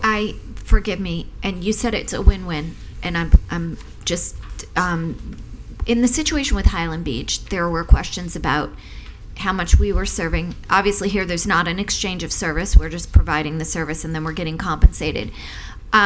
So the compensation amount exceeds what the cost is to our residents, is that correct? There is no cost to the residents. For your service? There is for our service, but Right, and you're getting contract money back. the city is getting contract money. Right, back. and what I'm asking you is that contract amount covers the cost of service plus, or does it just cover the cost of service? What is it costing us to do this, and what are we getting, is what I guess I'm asking. This year we're going to get $654,000 Okay. for us to run 0.5 calls per day in the town of Gulfstream. I don't know what that value of that running those calls is. That's all I'm just asking you. That I cannot give you that number right now. I can So I can do we- the research for you. Okay. Thank you. Maybe Mr. Moore, in the future we could get that information because it's And sort that's of fair. relevant. I So- apologize, Mr. Green. And if I may, Vice Mayor, ladies and gentlemen, I think that's fair because when we first ran analysis in general regarding this consideration, I had a similar question. It's a pay-for-response agreement, no operational cost to the city of Delray Beach. And so what I think is being sought is the costs that the city of Delray Beach incurs against the revenue that's coming back from the town of Gulfstream. So we can provide a rough estimate to that effect. And when we talked about this, when preparing this recommendation, my interest was to make sure that it was not an overage on part of the city of Delray Beach to provide this opportunity. Correct. It's pretty straightforward. So generally speaking, that's what we had an interest in discussing and addressing to help advance this consideration. However, we'll provide some estimates in terms of what that looks like based on the most recent program year. So, Do we need to Mr. make this determination tonight? Can we get the numbers back before we? Well, it expires at the end of September, so. Correct. Okay. So the labor costs are already there. The apparatus costs are already in place. There's no additional cost to run. That's what I calls. was asking. I don't. Yeah, there's I didn't. no additional that's, cost That to- was to kind of run my calls question. Was just in the the cost Gulf that it City. is costing you all to be going there and doing that. Is that? It's less than what we would experience in That terms was of pretty revenue. much my question. Right. In other words, Thank they're you. making money on the contract. That's what I Correct. wanted to know. When he Yeah. said I don't know the number, I felt I was asking Well, as a general. I apologize. Generally You don't know the speaking- For specific cost per- number, per but call. what you'll say is it's under the 600. The Question amount. answered, right? Okay. think Any so. other, any That's other comments correct. from anybody up here? No. Thank you, Okay. Mr. Moore. Can we have a motion to approve it? Motion to approve. Second. All in favor? Aye. Aye. Any opposed? Okay. 7, where are we? 7B, I know, I know. Nomination I've for I've got the wrong page open. that's It's all. the Housing Authority nomination. 7B. Oh, the Housing Authority. It's yours. It's mine. Yes, sir. I forgot. I'm nominating Hale, Mr. Hale, to the Delray Beach Housing Authority. Second that nomination. Second. All in favor? I second it. Aye. Sorry, Julie. Any opposed? Okay. Next appointment. Sorry. Next appointment. There are 3 appointments on this next one, correct? I know I have one. Parking management. Burns and Casella. Okay. Okay, would you like, I would like to nominate for appointment to the Parking Management Advisory Board, Ms. Sayers, Donna Sayers. Second. Thank you. Okay. All in favor? Aye. Any opposed? None? Great. Congratulations. Now Commissioner Burns. I would like to nominate Mr. George Ferguson. Second? Okay. All in favor? Aye. Any opposed? Adopted. Great. Thank you. All right, now we have the nominations for the Police Advisory Board. There are 3 appointments for 3 regular members to serve on the Police Advisory Board. First one is going to be Mr. Long, the next is Ms. Casal, and the third is Ms. Burns. So, Commissioner Long. I would like to nominate Paul Cannon. I was going to nominate Mr. Cannon. By the way, I needed to say, but there's a Mr. Lowry on this list. Mr. Lowry is already on a board, so his name has been removed, just in case it was going to be. I think I should have mentioned that before, but anyway. So, your nomination is? Was Mr. Cannon. Okay. Second. Second. Oh, Mr. Ken, okay. All in favor? Aye. Any opposed? Great. Congratulations, Paul. Now, I will nominate Mr. Feldmanis. Feldmanis? Phil Manis? Yes. Is that Yep. the name? Phil Manis, okay. Second. Thank All you. in favor? Aye. Any opposed? Okay, congratulations. Ms. Burns? And Stacy Wright. Second? All in favor? Aye. Any opposed? Good, Ms. Stacy Wright, there we go. All right, now we have the appointment to the Affordable Housing Authority. There are 3 appointments here as well. First is Mr. Marker, second is Mr. Long, third is Ms. Casal. So, Mr. Marker, I would like to nominate Gary Patillo. okay. Do we have a Second. second? Okay, we have a Second. second. All in favor? Aye. Aye. Any opposed? Okay, he's appointed. Next is Mr. Long. Yeah, I'm going to nominate Sarah Jones. She was one of the few folks who had this as her top selection. I want to make sure we're getting people that are going to. I know this board's had I quorum look at before. the same thing. So, I look at the same thing. so mine is Ms. Jones. Okay, you have a second? Second? All in favor? Aye. Any opposed? Great. Finally, Ms. Casal. You two took my choice. I'm going to nominate Edelstein. Second. Okay, all in favor? Aye. Aye. Any opposed? Okay, Edelson's appointed. There we go. We're through those. Public hearings. We have in one of these, well, we'll do the ex parte after when we get to that item. Do you want me to read this one? Are you going to do the rules? Mayor? I'm sorry? Are you going to read the rules before this one or before 8B? For the ex parte? Yes. I was going to read it before 8B. I was going to let 8A go because it's just a Right. second reading public Do you want me to hearing. read the caption? I'm sorry? Can I read the caption? Yes, please. Ordinance number 13-24, an ordinance of the City Commission of the City of Delray Beach, Florida, amending the land development regulations of the City of Delray Beach Code of Ordinances, providing Chapter 4 zoning regulations, Article 4.3 district regulations, general provisions, Section 4.3.4 base district development standards, subsection H setbacks, by amending subsection 4 structures allowed in setbacks, to amend the title and modify the building elements and site improvements permitted within required building setbacks, amending Chapter 4 zoning regulations, Article 4.6 supplemental district regulations, Section 4.6.15 swimming pool, whirlpools, and spas, for consistency with edits to Section 4.3.4H, and amending Appendix A definitions to adopt a definition for bay window, providing a conflicts clause, a severability clause, authority to codify, providing an effective date, and for other purposes. And this is second reading.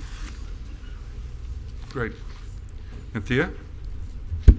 I'm just waiting for the presentation to come up for 8A because I rely heavily on them things. So I can tell them all apart.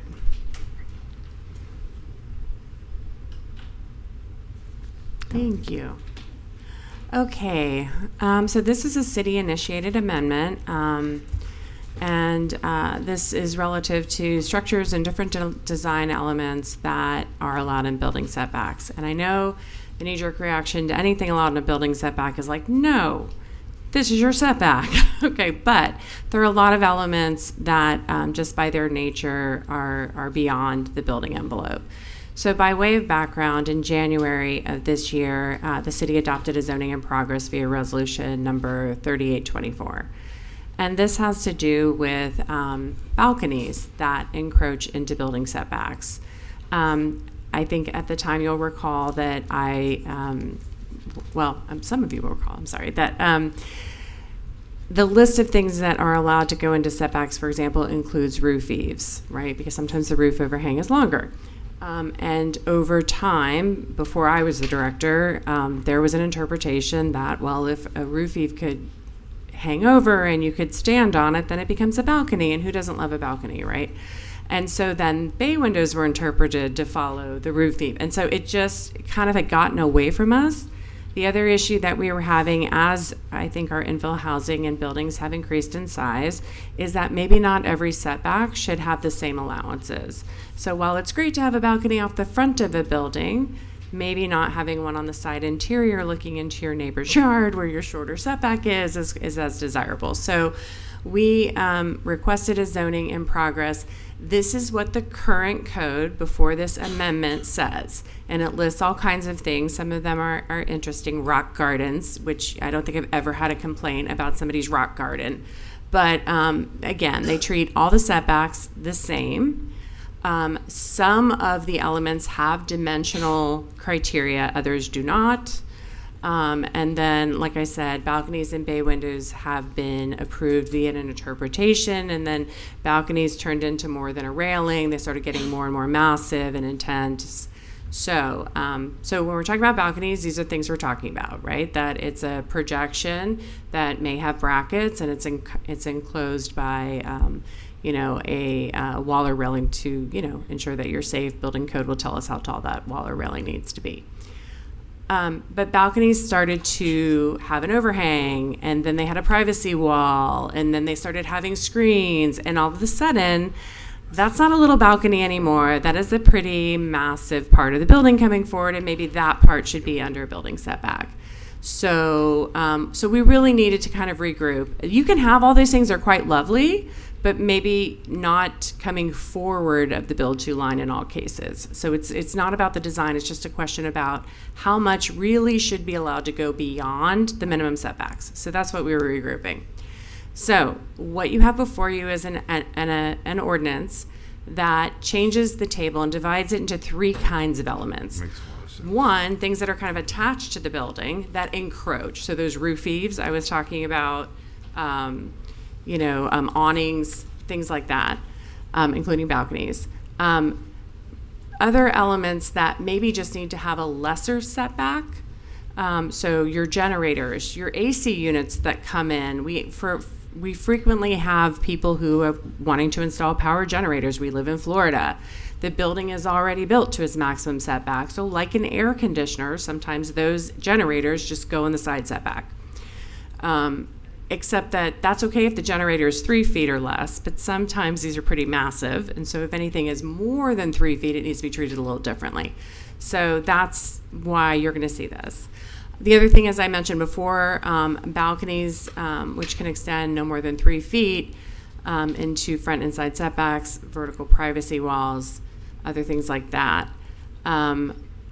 And I'm going to get into more detail on the side setback because there's a difference between when it's on a street and when it's in an interior and when it's a rear. And then open space has been changed to kind of common open space area just to resolve like a different terminology within the code. So here's kind of a quick diagram that I think is really funny because I drew it on a whiteboard and then somebody made it look really good on the staff. So thank you. So the idea is what can come forward into the setback and what cannot, and where are those wiggles happening. So we're trying to get really specific so we don't have to argue with our applicants, and so that they have some predictability and so that our residents understand what's coming up around them. But then if you start having a building that's really, it's getting more and more massive, the wall is 6 feet tall, there's a fence, these things that are starting to come forward, we just want to be really clear. So for the maximum encroachment into the setback, so you have issues, and I mean, it's funny because we were going looking for all of these in the city to really understand where these things are. So arbors and trellises, awnings that cover entries, balconies, you'll see are limited to encroaching into the setback in the front or the side street, but not on the rear anymore. Don't go closer to your neighbor than your house is supposed to be anymore. Don't, because we do get complaints about that, right? We've just gone through this effort with the BPOA of trying to kind of scale in the houses so that there's some level of privacy maintained. So again, we're just being really clear that balconies can come into the front, into the side streets, and then, clarifying that if you have elements that are taller than 42 inches, they're not allowed in the required setback. Doesn't mean you can't have them, just back them up a little bit because that's where we expect the rest of the building to be. Bay windows and what that means, again, the front and the side streets. And then decorative architectural features, a lot of the times there's all kinds of things like moldings and cornices and stucco bandings. And we really don't want people to decide not to include that because part of that is what makes the buildings look better just because they're doing renovation or they're, wanting to detail it. If it means taking away square footage, that's kind of the first thing to go. So we recommend that be allowed to come in about 6 inches into the front setback, into the setbacks generally. So again, here's a bay window based on the definition, which explains it's a window composed of fenestration within a room, that it's not actually, because this has been a point of contention frequently, just the room coming forward. It just happens to be on the second floor. So it's meant to be a part of the room for that part. If you're coming into the setback. There's a lot of examples of arbors and trellises, parking, awnings, both on homes and on more intense buildings. They come forward. We live in Florida. There's shade structures and things, are things to be encouraged, and they're not as massive, an element. I'm trying to see. So when we're talking about improvements that are less than 3 feet in height, planter walls, which we're seeing more and more as people are trying to navigate the changes in, building height for things that have to adjust with the floor elevation with the FEMA rules, steps, those were already allowed in. Obviously, fences are in your setback. They're usually around your perimeter, so things like that. That didn't change. The height limitations didn't change. Recreational equipment, if you're going to have a playground in your backyard, that's great, but don't put it right on the property line. So this is another one, like those barbecues, they gave us a dimension of the barbecue pit, but then you could just put it on the 0 lot line. And so, working with planning board as well, they were like, that needs to be clearly on your side of the fence and a little bit further away. So that was very helpful. Sculptures, we do have people putting permanent art, that are anchored permanently, and that's great. We're a city that prides itself on art, but we need to be sure that it's not like right looking over your neighbor's wall or something. And then flagpoles, that came up as part of the discussion with planning board, but state law actually provides quite a bit of regulation related to flagpoles. So we had drafted stuff, and then we realized it really wasn't necessary because the state already covered it. And then swimming pools, whirlpools, spas, they have their own sort of list of rules. And then there's, the idea that for single family and townhomes that there would be a 5-foot interior setback just to, again, I know everybody likes to have the water walls that go right up against each other, but ultimately these are fee simple. If you're approving the development at the time, you can get internal adjustments. But if the later property owner is coming in and added a pool, we just need to have good transitions between neighbors and things like that. So also just to be mindful that drowning remains one of the #1 causes of death for children under 4. And so we really do want to have easy access on as many sites as possible to make sure it's safe. And again, the definition of bay window, which wasn't in here before. So Planning Board did make some modifications at the March 18th meeting, which have been incorporated. The AC compressor, the language added that it needs to be adjacent to the structure, and decreasing the minimum setback in the front from 10 to 7 was a staff edit based on the CBD. If you start looking around town, those buildings have a minimum 10 feet. Depending on it, every now and then there's a transformer or an AC unit that has to go forward. You don't even see them because they're required to be screened. Is that front setback you're talking about for Yes. those ACs? Yes. Because on some of these houses with 7.5 feet side setbacks, they have air conditioning. Yeah. So that's only for the front Okay. because we miss that the Central Business District has a 10-foot minimum, and in some cases, and so if you drive up and down and look at some of these townhouse Yeah, no, it makes developments, sense, makes they're sense. already there, but they're screened, and so it's easy to see that they're not there. When we amend our codes, really the idea here is that we are trying to streamline things by either making the process faster or making things more clear so that everybody knows what's expected. It's good for our residents, it's good for people who are trying to build here, and it's good for staff because we have a clear regulation to review from. So that is it. We Planning and Zoning Board recommended approval 4-1. And some of the concern is, I think it's a valid concern in general about everybody's maximizing their buildings, which is something that we continue to struggle with. But in this instance, I think that there are improvements that are being brought forward, specifically in that not every setback is being treated equally anymore with the existing list. And, I think that it's just a more data-driven sort of positioning. So I think predictability is always good, and clarity is always good. And it would, in these cases, by regulating the balconies and clarifying what a balcony is, I think that it actually reduces some of that more massive design that's been popular in the last year or two. So that's it, and I'm here if you have questions. I have a quick question. Are utility companies bound by these regulations as well? Like FP&L and the others? Yeah, and the reason I'm asking, I live in Lake Ida. Yeah. FPL is in the process of burying the utilities. Right. Comcast and AT&T are not going to bury, so we're Right. not getting rid of phone poles. Right. But FPL, every fourth house wants to put 1 or 2 boxes in the front yard. Yes, no, FP&L I think has their own, yes, we have to more respond to them than the other way around. Okay. We usually are fighting with them over trees and tree Yeah. trimming that happens Yeah. unexpectedly or the others. But no, we are not able to position them. We do collaborate with them. And there is a public planning commission in the state that, we can also reach out to when things are a little weird. But unfortunately, we cannot So tell them. short answer, no. Short answer is no. Okay. Yes, sir. Mr. Long? This is a public hearing. Oh, yes. So you take on it. If there's any of the members of the public who would like to speak on this item, please come up and state your name and address for the record, and you will have 3 minutes. Seeing none, public comment is closed. Commissioner Casal? Super quick, what was the barbecue setback? Is that 3 feet? So the current or the proposed? The proposed. Okay. Let me just look because I got my chart. Sorry, I thought it was on a chart, but I didn't. It is. I'm sure it is. Let's see if I can find it. Is it here?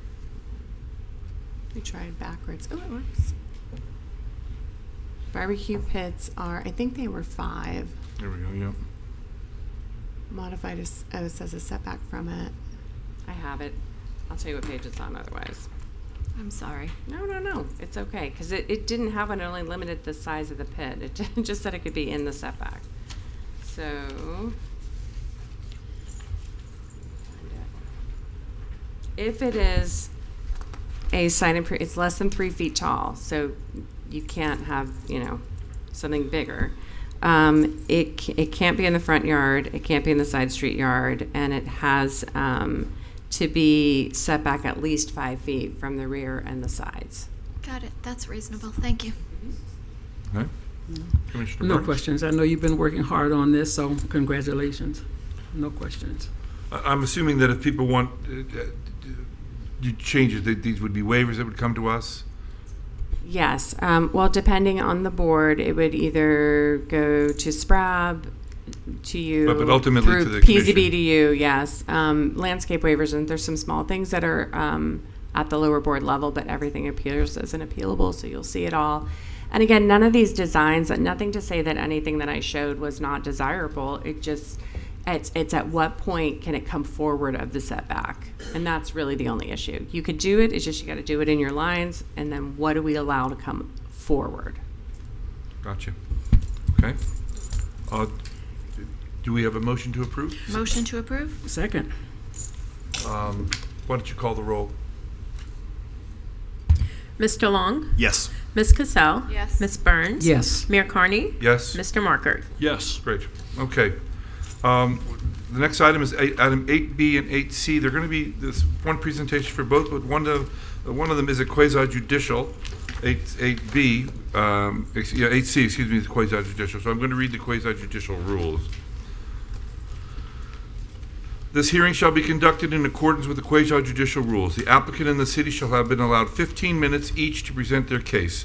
The public shall be allowed to speak for 3 minutes each, or a maximum of 6 minutes if the person represents an organization or a group of people who are present but agree not to speak. The city commission and staff and the applicant may be allowed to cross-examine a witness. The city or the applicant will be allowed to offer rebuttal testimony. The decision to approve or deny an application or appeal may not be legally made upon personal views as to whether a project is a good project or not, nor may a decision be based on the numbers of citizens who support or oppose a particular project. The law requires that all decisions must be made on the basis of whether the project meets the requirements of law, comprehensive plan, and the land development regulations.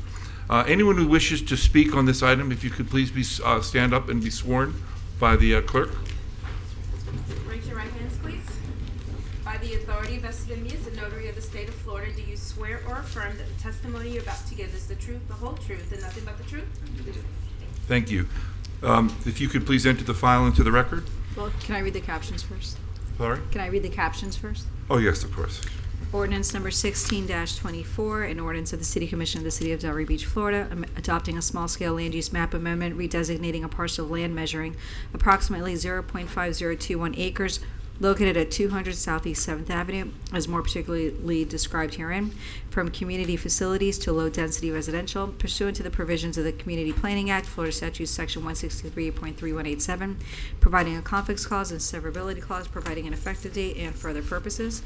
Ordinance number 17-24, an ordinance of the City Commission of the City of Delray Beach, Florida, rezoning a parcel of land measuring approximately 0.5021 acres located at 200 Southeast 7th Avenue, as more particularly described herein, from community facilities to single-family residential R1AA, as more particularly described herein, amending the City of Delray Beach zoning map July 6, 2021, providing a conflicts clause and a severability clause, providing an effective date and further purposes, and these are both second reading. As one of them is a quasi-judicial, I need to please disclose any quasi-judicial. Have you had any conversations with the applicant or the? I spoke briefly with Mr. Costello regarding this project. Okay. Spoke with Mr. Costello as well. All right. I spoke with Mr. Costello and I spoke with Mr. Iliopoulos a few weeks ago. I spoke with Mr. Costello. Same. Okay. And were there any emails on the server or anything Yes, like that? there are. Were there what? Emails on the server. Oh yes, there are emails on the server. Emails. Yeah, So whatever those should be disclosed. whatever came into our email. Probably, account. I don't remember. Maybe. So, We usually get the same, but I would go. So, okay. Please present. Anthea Geniotis, Development Services Director, and I'd like to enter file 2024-097, the rezoning folder, into the file for the record. And I also would like to say that I'm joined tonight by Amy Alvarez, who's the Assistant Director, but as part of her tenure at the city has previously served as the Historic Preservation Planner. And the applicant is here with an overview of the request. Good evening, Mr. Mayor, Commissioners. My name is Gary Leopoulos. Our firm is GE Architecture. Our address is 1045 East Atlantic Avenue. We got involved with our client well over a year ago, had meetings with staff for pre-application meetings about what we're going to talk about tonight. Also with me tonight is Jeff Costello, and our client is actually in the back, Ms. Forum, that she would like to speak a little bit about how she had a vision for this property. As we know, this is a historic structure. It's in our historic marina district. You know, Delray's a small town. I know we're a city, but there's a lot of gossip, a lot of talking going around, and hopefully we can clarify some of the stuff tonight. This structure is historic. It is going to remain historic. What we are talking about is zoning tonight, and that is we want to take it from CF to R1AA. For those who do know or don't know, this historic church was relocated in 1947 from Boca Raton. It was built in 1942. It has a long history in Delray Beach. Let me see if I get these right. Okay, so one of the things that I want to go over, and I think the most important thing tonight, and we heard from several boards as we went through this, is what should you be looking at? Tonight, I want you to try and look at two things. One is that the lot is vacant. The structure's not going anywhere, it's staying, but just look at it from a zoning standpoint, the lot's vacant. Is it appropriate for this area, the zoning that we're requesting? The other part I'm going to want to ask is, I also want you to think about this. If this lot was R1AA, which it was up until 1990, and I came tonight as a vacant lot and requested CF, would you support it? There are two distinct things I want you to think about. So as you see there's our property right now. It is CF. Above us is RM. Below us is R1AA, pretty much surrounding the church on that side. On the west side is CBD. I'm going to highlight this next one. This lot was sold. We actually are under contract, and we are designing a single-family residence for it. So again, this church is actually surrounded by single-family, in theory. So think about what we're asking tonight. We're asking about rezoning. One of the things that came up at several of our meetings, I'm going to go further, is about the design. Folks, we don't design for zoning. You have to look at this. Is this appropriate or not? So there's the church. You're seeing the different views. I think the key is, and again, I can't go too far into a design because the fact is we still have to go through the whole process again, and it's not about the zoning. But the fact is we got a parking lot over there. In the future, that would possibly be a swimming pool, a yard, covered porches. The original church actually had additional porches. We're talking about actually bringing those back from the original design. But to think about this as a single family in a area which is surrounded by single family, what better? Okay, now the fact is this church has been dormant for several years, and that kind of seems nice too, because when you see it, it's picturesque. It looks like, actually if there was snow on the ground, you'd think it was up in New England. Okay, so it is a dramatic thing, but we're not changing that. We're not changing that at all. You start seeing around the neighborhood, it is strictly residential, except on the back side, we are separated with an alley from Firestone. We're talking about, we would put our garages on the alley. Again, the church in the front is being preserved the way it should be. Again, more residential things you see in the north, the south, the west, the east. I mean, this is the perfect area for this to actually happen. So there you are. In 1947, the church was moved up from Boca. 1992, the addition was done by Charles Toth, the architect. Again, I think, and Jeff's going to talk a little bit about this, I think there's a thing about our traffic studies and stuff like that talk about subdividing, because there's certain things you have to do in your traffic studies. We are not proposing that. We are proposing this to be a single-family residence, period, cut and dry. When you start looking at this, what's amazing things about this church is some of the history of what it has in Delray. So the picture up at the top is a little hard to see, but that's the original church that came up here.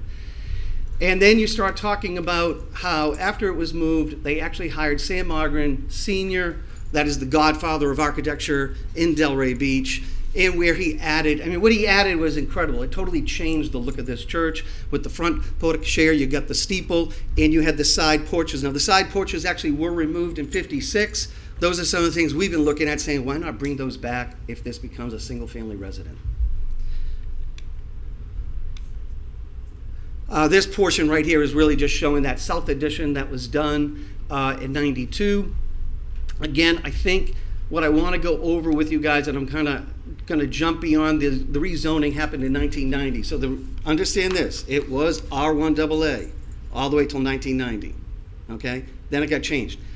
You also want to think about the history of Delray Beach in this area, what was happening in the 80s and 90s, and I will tell you it is totally different than what you're seeing today, and I'll touch upon that also. There's our original building card when the church was done, and there you go. Your zoning was R1AA. We are not trying to let the horse out of the barn. We're trying to put it back in. We're just trying to give it back to the zoning it was and put it to a use that would actually get used as it is today, and that would be a residence. So I'm going to go through some of the things that came up in some of our meetings. Wait, that didn't work. Let me go back. Sorry. How do you go back here, Amy? Go back. Right there. Okay, so we know the property's in the Marina District. It's historic, which means it doesn't make a difference, folks, what the zoning is, okay? It can be R1A, CF, doesn't matter. We have to go before the Historic Preservation Board on any changes that we do to this property and or the exterior. We're proposing to do adaptive reuse from a church to a single-family residence. We're not proposing to subdivide this property. It will stay the way it is. Jeff will also go a little bit over how the zoning is of R1AA and that you're not going to be separating that. We are not showing the proposed design for the single-family residence simply because this is a zoning request. Anything that we would propose tonight could be misleading and basically be approved but actually not enforced. So that's why we chose not to design anything, because that would be deceiving, and plus we still have to go back to the historic board. There's been talk of overlay district for the Marina District. I haven't fully heard everything about it. I don't necessarily have an issue with it, but the fact is, in the past, we've always used overlay districts for redevelopment to stabilize an area.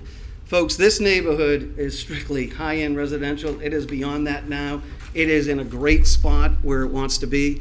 It's important to understand the history of this neighborhood and how it was in the 80s. So picture this. In the 80s, it probably would have been better to have an overlay district. 86, it becomes an actual historic district. In between northbound and southbound federal highways, we had dealerships.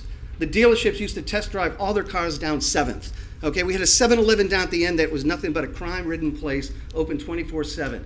All that has changed now. So when we start talking about overlay, I think we ought to think about the area that it might go into. I don't believe it needs to go down here.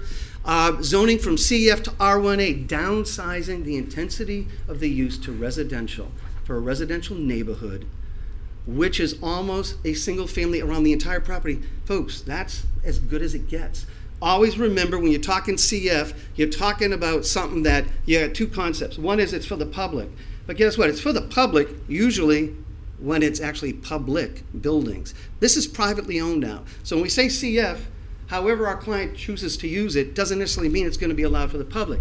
So we did hear a lot of people talking about, well, we like having meetings at the church. We like walking our dogs in the park there. But the fact is now it's private property. Our client bought this property and wanted to turn it into a museum, okay? She went ahead, the church was getting run down. Again, the actual congregation was down to 10 people. They could not afford to maintain the building. Anybody here who loves historic, they got to be passionate about it, but they also have to understand it costs money, okay? Now you're talking about a church. The church was getting run down. She was putting money into it to change it into a museum, and then she gets hit with COVID. Now it's dead stopped in its tracks. Now you got to struggle and figure out how you're going to maintain a structure like that. And I think it's key to drive around and look at that church and tell me, does it look like it's run down? Because I will tell you, there's plenty of historic properties where people are passionate about it, but they can't afford to maintain it. They've been doing it. They actually have their office on Bankers Row in a historic structure. So this is a client that actually respects historicness. And I think that's important to take into account when you're looking at what we're talking about here. I think right now where you're really looking at is, again, do you think this is appropriate? Can you understand that if this is staying a church structure and it's a single family, why not go with it? Now we do have a quick little thing here if this works. Basically, this is actually happening all over the country, and I don't know if that, well, I guess it isn't working. But anyways, what we had was an interior of a church that had got converted into single family. Here are several churches in Florida that are all single-family, adaptive reuse. The thing about historic structures is you want to preserve them. What better way to do it? Think about when it is a church and or anything else in CF, the wear and tear in a structure. It's so important to understand we need to protect this structure. Some more, this is actually right around the country. I just came from Boston. My mother, when I was growing up, used to take me downtown Boston and always point and say, if you were bad, that's where you were going. It was called the Liberty Jail. It's now a hotel and restaurant, okay? I almost did go there. And anyways. How good is that? That's not good, but okay. If you need more time, you can ask the commission. Could we possibly have a few more minutes for Jeff to explain something? Is that okay? Thank you so much. Yes. Thank you, For the former Assistant Director of the Planning and Zoning Department at Delray Beach. Yes. Mayor, Commissioners. I'll continue. Thank you for the time to proceed. So what we're looking at is again, the existing land use. Gary went over this before, is CF. Proposed zoning is CF. We do want to go touch base on the fact of what is allowed in the CF. On your screen, to the left are the principal uses. Those are uses allowed by right in the CF zoning district. They're much more intense than what are allowed by right in a single-family zoning district. I think what's a good thing, as you've seen a lot of times, there's the conditional uses. That means they go back through the public hearing process to get approval by the city commission. In this case here, we're basically down zoning from CF to R1AA, which is the preferred zoning district with the land use map, and within that district with the underlying LD land use designation. The CF allows more intense uses, the R1AA, which is more restrictive. Concurrency. Positive findings can be made on the level service standards. They're met, including schools, water and sewer, drainage, solid waste, parks, recs, and open space. The trip generation comparison. Those uses in the CF are permitted. Those are the trip generation rates compared to a single family residence. So, you see it's from 225, 158 trips a day, 568, 445, post office, 2,000, 1,400 library, and then 10 for a single family residence. The differences on the bottom. Obviously, much more intense uses are allowed by right within the CF. Consistency with the comprehensive plan. Positive findings can be made with the consistency of the comprehensive plan. We believe, and we've provided the evidence, the substantial evidence that complies with policy NDC 3.4.1. It's not just one item that needs to be provided. The fact of the matter is the requested designation consistent with the goals, objective policies of the comprehensive plan. Development at highest intensity under the R1AA meets the standards. The requested land use is compatible with the land use designations of the surrounding area. Everything's low density, zoned R1AA. The requested land use designation is compliant with the provisions of the LDRs. This land use designation allows the zoning to facilitate small scale residential. It's consistent with the comp plan. As far as the time, the data, the fact is when this changed in 5 years ago, which closed prior to that, that was really the time where the CF zoning was inappropriate. However, our client did try to make it work with what was permitted, and that's been challenging. There are no comprehensive plan goals, objectives, and policies requiring retention of CF land use designation or CF zoning. Check it, staff will confirm it. There are provisions related to open space and recreation and public lands. This is neither. Other policies are outlined, development related to the low density of when dealing with the low density of the NDC. Apply to most restrictive residential land use designation, appropriate for the neighborhood. This is it. The LD, based upon what surrounds it. And this just goes through. These are all positive findings can be made with these comp plan policies. And I also want to mention the private property rights element that is in the LDRs. This is a private property, and the ability to move forward to provide the proper use of it. Now, this is a notification in a 500-foot radius, and that relates to this policy as well. providing the public for the comment, the ability to speak, which is going to happen in a few minutes. But again, this is what we're dealing with a private individual. The standards for rezoning, the standards for rezoning comply. This rezoning complies with the standards. A couple of standards don't apply. However, it does comply with all the balance of the 3 of the 5. Compliance with the LDRs. As stated, alterations to the exterior of the structure must comply with the LDRs, including Section 4.5.1. This is within the historic district, historic preservation design guidelines, and Secretary of Interior standards. Any alterations to the exterior structure requires processing of a certificate of appropriateness.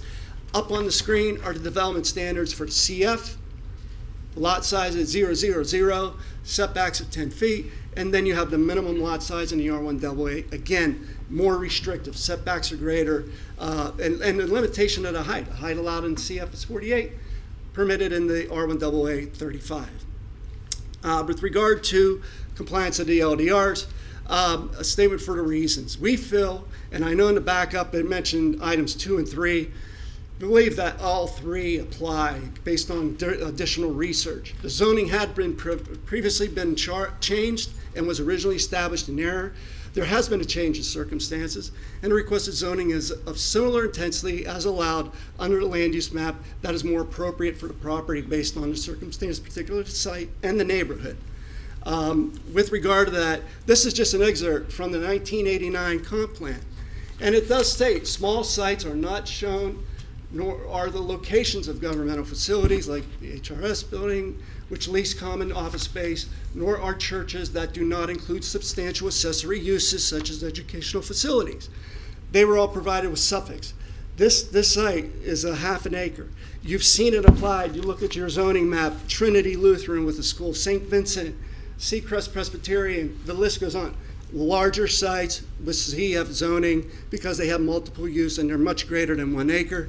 This also shows with the city, we did a corrective rezoning of the 3 properties to the south. Well, I was the assistant director, changing those from CF for the 3 properties to the south, from CF to R1AA. It was corrective. They were established at CF in error. With regard to the other properties, there's been corrective rezonings for larger sites and for those that are in commercial districts because churches are not allowed in commercial districts. So this basically, it kind of confirms the fact that zoning really shouldn't even applied in the first place. But again, all your goals, objectives, and policies in your comp plan and do support this rezoning from the land use map amendment to LD, as well as the rezoning to R1AA. And so, with that, we respectfully request the approval this evening of this change. And I got 3 minutes to spare. Well, no, I was only giving you I hope I didn't go. She gave you 3 more minutes than I was giving I you. really so appreciate it. Thank that's you. okay. Thank you.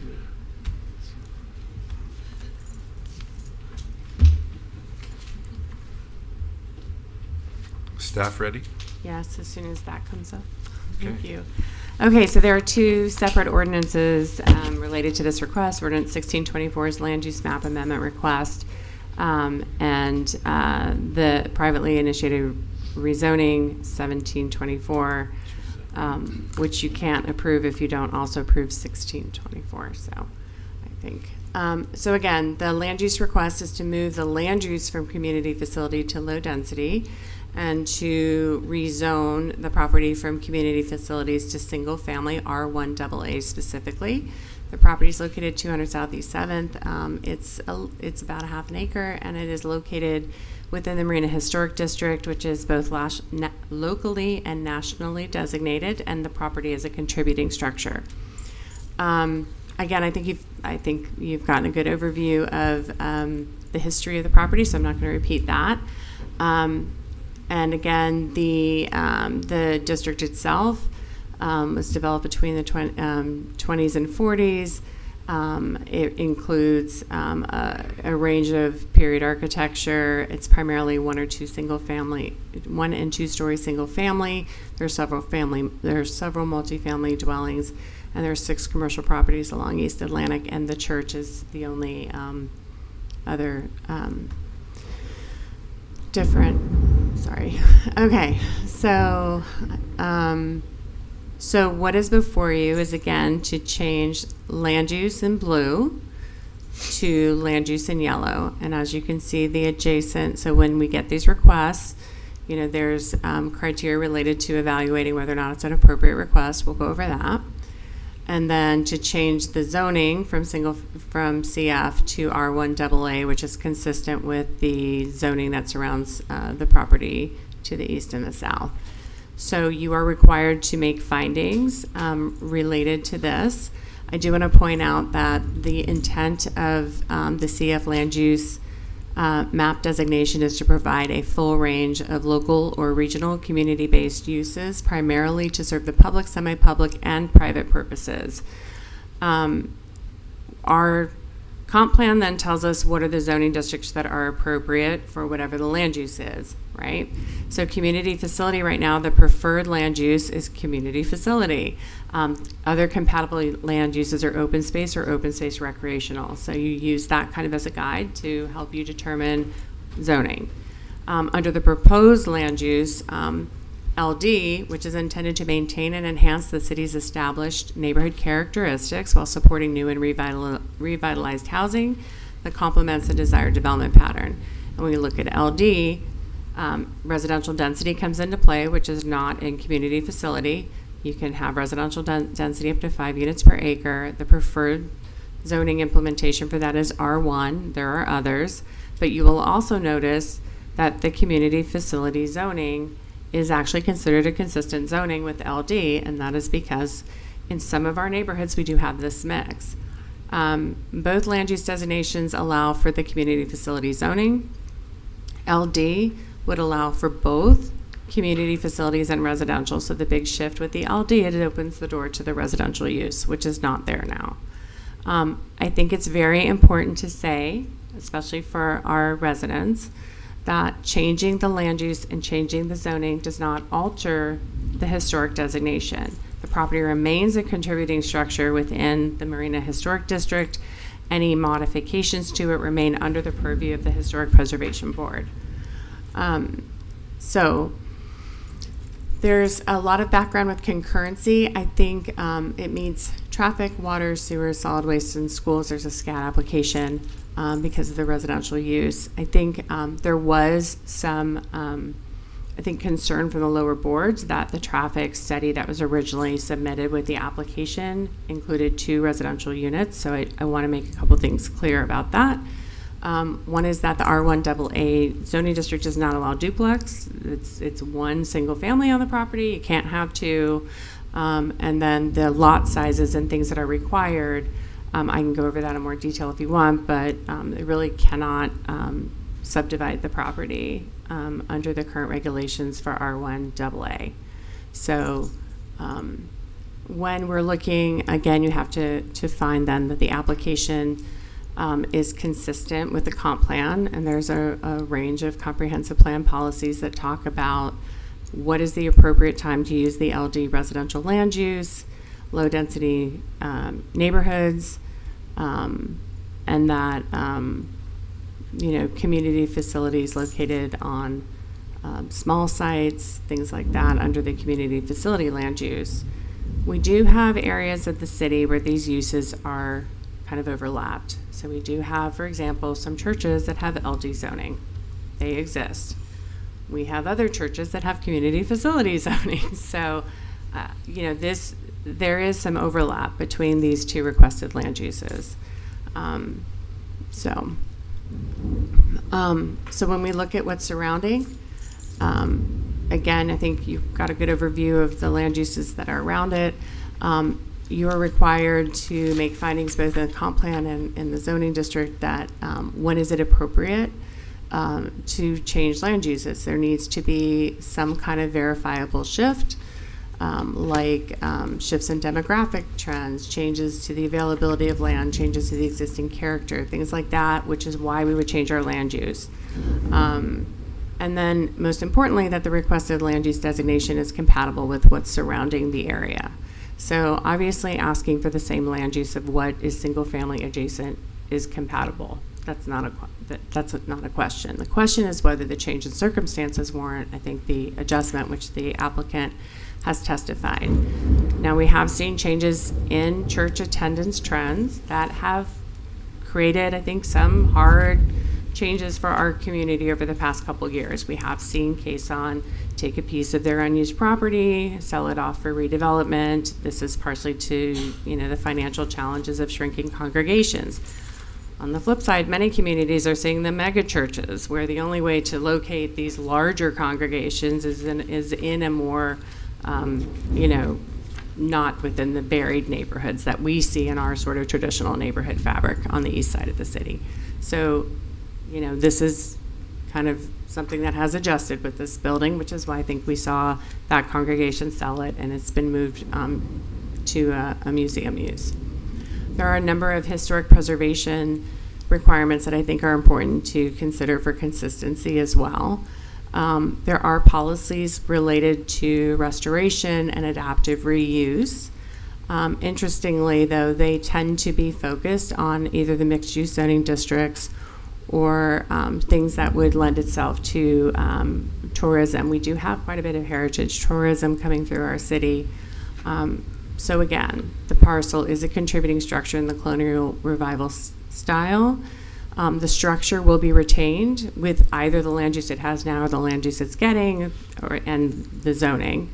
The existing structure can be used currently as either a church or a community facility. Under the proposed land use, that is when the single family option opens up. They are not anticipated to have a negative impact on the preservation of the historic resource located on the property. And that is because changes to the design of the structure and the site plan are protected by the requirement of a certificate of appropriateness. And any changes would have to go through the Historic Preservation Board, and then they would ultimately appear as an appealable before this board.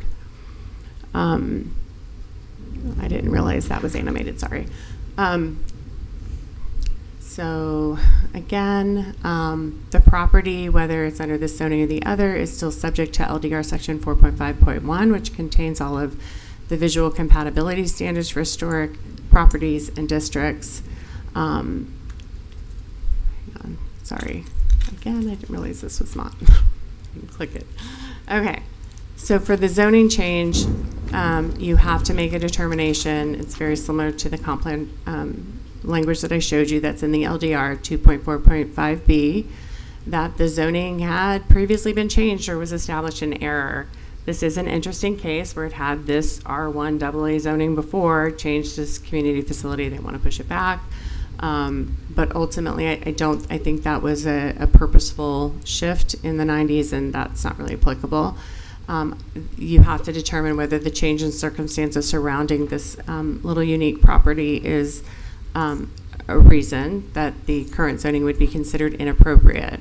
Obviously, we have a high demand for housing, congregation trends have changed, the reestablishment of a house of worship is possible under the proposed R1 AA zoning as a conditional use. And I think that's something as well. I know we're very concerned about, I'm hoping you're going to let me keep going, about the protection of the building and the structure and its relationship to the neighborhood and to the surrounding area. However, it has been a very quiet use for a long time. And some of the uses that are allowed in community facility, which I'll go over with you, shifting those uses when there's a single family house right next door adjoining the property under a conditional use where we can really evaluate impacts, potentially hours of operation, things like that is also something to consider, and I don't think that has been discussed in previous meetings. So I do think that that you have to look at it the other way as well, as what happens if it stays community facility. So we're going to go over that. So right now, if it moved to the R1 AA zoning, sorry, I'm going to try to not take all this as a sign, but okay. The big change is that conventionally sited single-family detached residence is what is expected, right? Palm Beach County can have schools in our neighborhoods. That's obvious. all of the uses on the right side of that table now, and I never can remember. I'm afraid I'm going to turn it off. I'm never great with this thing. If you wanted to have a daycare, if you wanted to reestablish a church there, keeping in mind that the parking that went with this church has now been separated from it and that lot is gone. Whether you wanted to open a private school, if you wanted to, have any of these other uses, it would require a conditional use, which would go before the Planning and Zoning Board first for recommendation and ultimately final decision by this board. If it stays community facility, I think it's important to recognize that a religious or a house of worship, I think there's some terminology that needs to be kind of put together into one phrase in the code, which is on our very long list. That can be established by right. It would not require any evaluation by a board to just simply reopen a church in that site. Also, the school board could use it. You could have a club or a lodge there, provided you aren't serving alcohol. So it's not a very fun club, but maybe it's Girl Scouts or something like that. I think it's also important to recognize this actually is, I think, possibly a use. Assisted living facility could take up, that's a permitted use under community facility. And it would not take any special type of permission. I think it's also important to point out that the Historic Preservation Board does not have purview over interior renovations. So as long as you're leaving the outside intact, any renovations needed to accommodate one of these other uses would simply be an administrative process, assuming the parking is there. I think this is maybe something to consider in terms of the appropriate zoning. So then we look for the standards. Is this the most restrictive zoning that is applicable given the development pattern and the typical lot sizes? They're not asking for the more intense RM. R1 AA is consistent with what surrounds it. The other two standards below that don't really apply. Is this a land use that is compatible? It is adjacent to single family residences, and is it within the coastal planning area? And it is, so it kind of may result in sort of a similar impact with all these different uses that either zoning district accommodates. I would also like to say that when it comes to preservation, one of the tools in our toolbox has been adaptive reuse. Now this again has been done like in the downtown area. So Dada was a house and now it's one of our best restaurants. We all go there at some point. And building on the applicant's application, this is a nationwide problem of what to do with some of these really important architectural buildings that don't have a steward in them anymore. So there is a lot of movement towards saving these buildings and repurposing them as homes. I have a couple of hidden slides if you want to talk more about the concern for subdivision, and I'm here to answer that question if you want. I'm going to wrap up though and wait to hear what it is that you would like to ask me. I think it's very important to note that the Historic Preservation Board did provide a unanimous recommendation of denial. They are concerned about the potential use changes and leading to possible demolition, whether it's of the the currently non-contributing addition. I'm gonna start looking at Amy pretty soon for some help. Or is it that I've rezoned it and I want to move the building and start with my fresh LD clean site? There's and then concern that that this being a community use is part of the fabric of this neighborhood, and changing it to residential is a change, and maybe it somehow it negatively impacts the character of the district. So those were the concerns, the main concerns raised. Planning and Zoning Board did recommend approval. It was not unanimous. It was 5-2. And again, most of the concerns raised, and to be fair, I heard this said by the Historic Preservation Board as well, that, well, if we could just see what your end design was, then maybe we would feel better. But this is land use and zoning rights, and it has to do about the use of the structure. So while the structure is designated, and I think that blurs that line a little bit, which is why I think there's a little more leeway to talk about what would happen with this structure. The structure and the design of it, regardless of the use, whether it's a community facility or a residence, again, all requires a certificate of appropriateness. So I'm here to answer any questions And I also may need to defer to Amy Alvarez on anything that is more intricate with historic, because her background is very strong in that. So thank you. Okay. Public comment. If there's anybody wishing to speak on this, please come up and. And Mayor, because it is quasi judicial or quasi, Yeah. if they could just say whether or not they've been sworn. I'll say that when they get them. Would you please come up and speak at anyone wishing to speak on this? Any member of the public?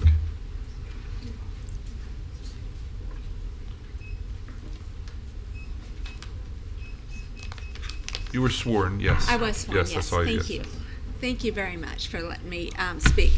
Okay, my name is Leanna Frun, and I am the owner of Engel & Volker's Real Estate Company here in Delray Beach. I have been selling historic properties for over 25 years. I have no financial interest in speaking today. I feel that it is important to make some comments about the rezoning. I've worked with this owner for over 20 years. She owns or has owned some of the most prominent historic properties in Delray Beach, and she has done a fabulous job of restoring them all. As a matter of fact, the home page of the Historic Preservation Board website features her Bankers Row property. She is an excellent steward of historic properties in Delray Beach.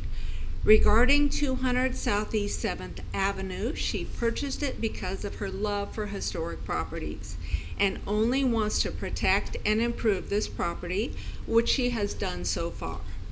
Nobody in this room is more of a preservationist than she is. This property should be able to be used as a residence. For 50 years it was zoned residential and used as a church. In 1990, the zoning was changed by the city to community facility, although it was always the same use and privately owned. I believe this was an error. The church use is obsolete. If the property were to remain zoned a community facility, the uses that are relevant in today's environment are a recovery center, a shelter of some kind, a senior living facility, or a child care facility. All of these uses are important, and all of those uses have inquired. However, that is not the vision the owner has for the property. And any of these uses would not help preserve the property. It has not been used as a community facility for over a decade. It has basically been sitting with no improvements until it was purchased by this owner. It is still private property. It is taxed as private property, not as a community facility. The owner pays the insurance, the maintenance, and the carrying costs. It is not subsidized by the community or the city in any way. As you all know, a R1 zone property in Delray Beach can become a religious facility with a conditional use. The historic residence at 440 North Swinton was recently purchased to become a religious facility. This seems inequitable. If a home can become a church should be able to become a home. Thank you, Ms. Freund. Thank you.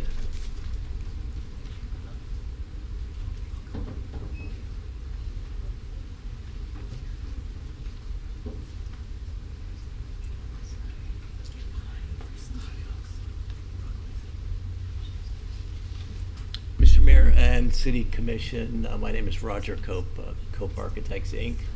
My office and the property that I call my office is in the Marina Historic District, about a block away from the subject property. And I'm at 701 Southeast 1st Street in the Marina Historic District, which is a National Historic District. Listen, nobody's here to, and I wish you all please oppose the applicant's desire and application to change the zoning on this property. It's the most effective way to destroy the historic fabric of this piece of property.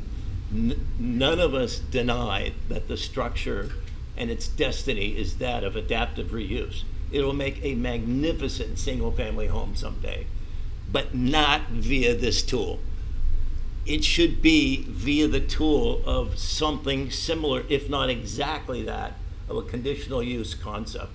Allow them to change it and change the church into a beautiful, magnificent piece of custom family dwelling, but not by changing the zoning on the property. If you change the zoning on the property, it opens up a huge can of worms, allows all kinds of additional fragmented development to occur that will slowly chip away at the historic fabric of what this piece of property represents to the entire community of the Marina Historic District. So I beg you to oppose it. I think it's Sam Margaret with all the lightning and thunder tonight, begging for you to support him. Don't let the church fall into the hands of development. Allow it to be adaptively reused, but in a very appropriate way. Our staff will take them down the path to ensure that, and it'll not only, it's not only the main body of the church that needs to be preserved and saved, it's the side wing, and it's the surrounds of it. It's the environment. It's the embodiment of that entire corner. It's not just one piece of the structure. It's the whole thing. So please oppose it. I beg of you. Thank you. Sir, for the record, were you sworn in? I was. Yes, Yes, he was. Yes, thank you so much. Yes. Claudia, were you sworn in? Yes, I was sworn in. Claudia Willis, 42 Palm Square. Okay, I'm going to first respond to a few questions. The citywide rezoning, that was citywide. It wasn't just the church that was rezoned. It was not done in error. It was a citywide rezoning.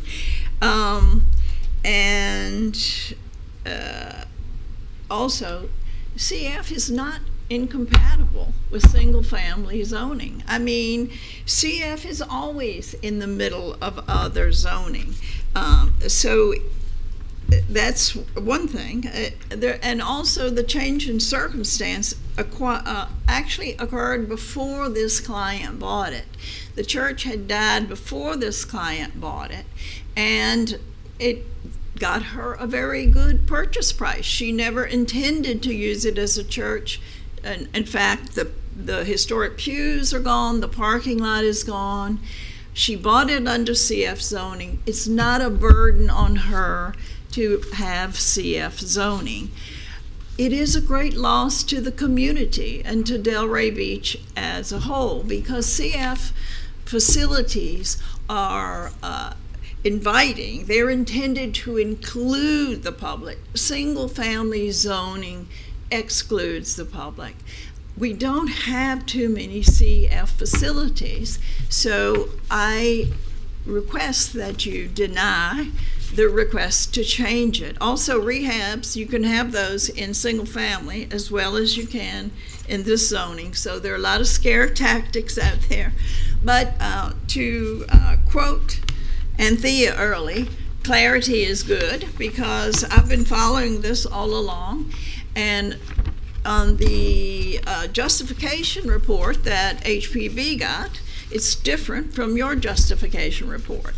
In it, twice, the client says their proposal includes conversion of the historically contributing museum/church into single-family residence, construction of garage of the northeast corner of the property, future, demolition of the one-story addition and parking area south of the contributing structure, future. Obtain a waiver to allow a lot of 65 feet to construct a new single-family residence south of the museum church. This is twice in the applicant's own justification report. So they can say they don't have plans, but anyway, we would like to have it to be an inclusive community facilities it's an iconic place for all of Delray to share. Thank you very much. Good evening. John Zackets. I live at 214 Southeast 7th Sir, Avenue. were you sworn? I was sworn. Okay, thank you. Yes, so I'm the neighbor immediately to the south of the property, adjacent to it.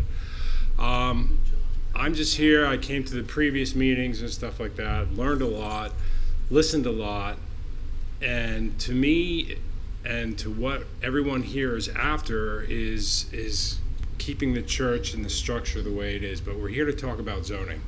And me as a neighbor, as an owner, as a member of that little neighborhood, I'm all for this zoning change because it allows me to sleep better and it gives us much more certainty as to what can happen with that lot. There's too many uses in this nebulous community facility zoning, as far as I'm concerned, that could have, you know, difficult circumstances on the value of our properties, the character of the neighborhood, increased traffic, all that kind of stuff. I find that the R1 zoning, at least it's the most restrictive, and that's all that's going to be allowed. I also have got to believe, I do a lot of some building in this town, that there are enough safeguards installed that everyone's going to take care of this church. There are other boards involved and so on, and we're talking about zoning tonight, and that's the only thing that we're really talking about. We're all here, and we all believe that we want to maintain that structure, and we don't want to see it knocked down, including me. We don't want to see the exterior changed a lot and all that kind of stuff. But I got to believe that the town and the boards, the appropriate boards and permitting and all that kind of stuff is going to take care of that, preclude that from happening.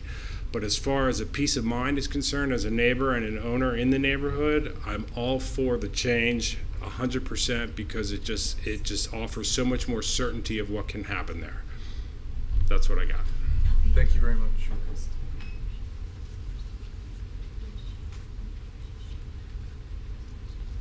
Good evening. Hi, I'm Ann Whitehead. My address is 213 Southeast 7th Avenue, directly across the street from the church.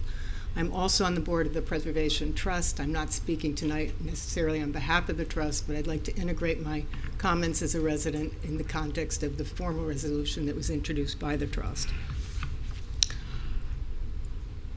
As many of you know, the church is really one of two gateways to the Marina Historic District.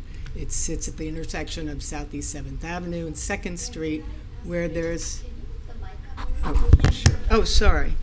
It sits at the intersection of 7th Avenue and Southeast 2nd Street, and it is directly behind a roundabout that's very historic in our neighborhood because it has a life-size plaque which describes some of the historic aspects of the neighborhood.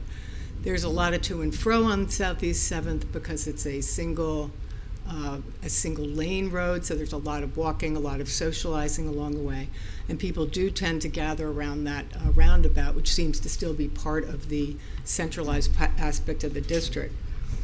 The real charm and I think the attraction to the Marina District is the kind of the funky bungalow style mid-century vernacular structures.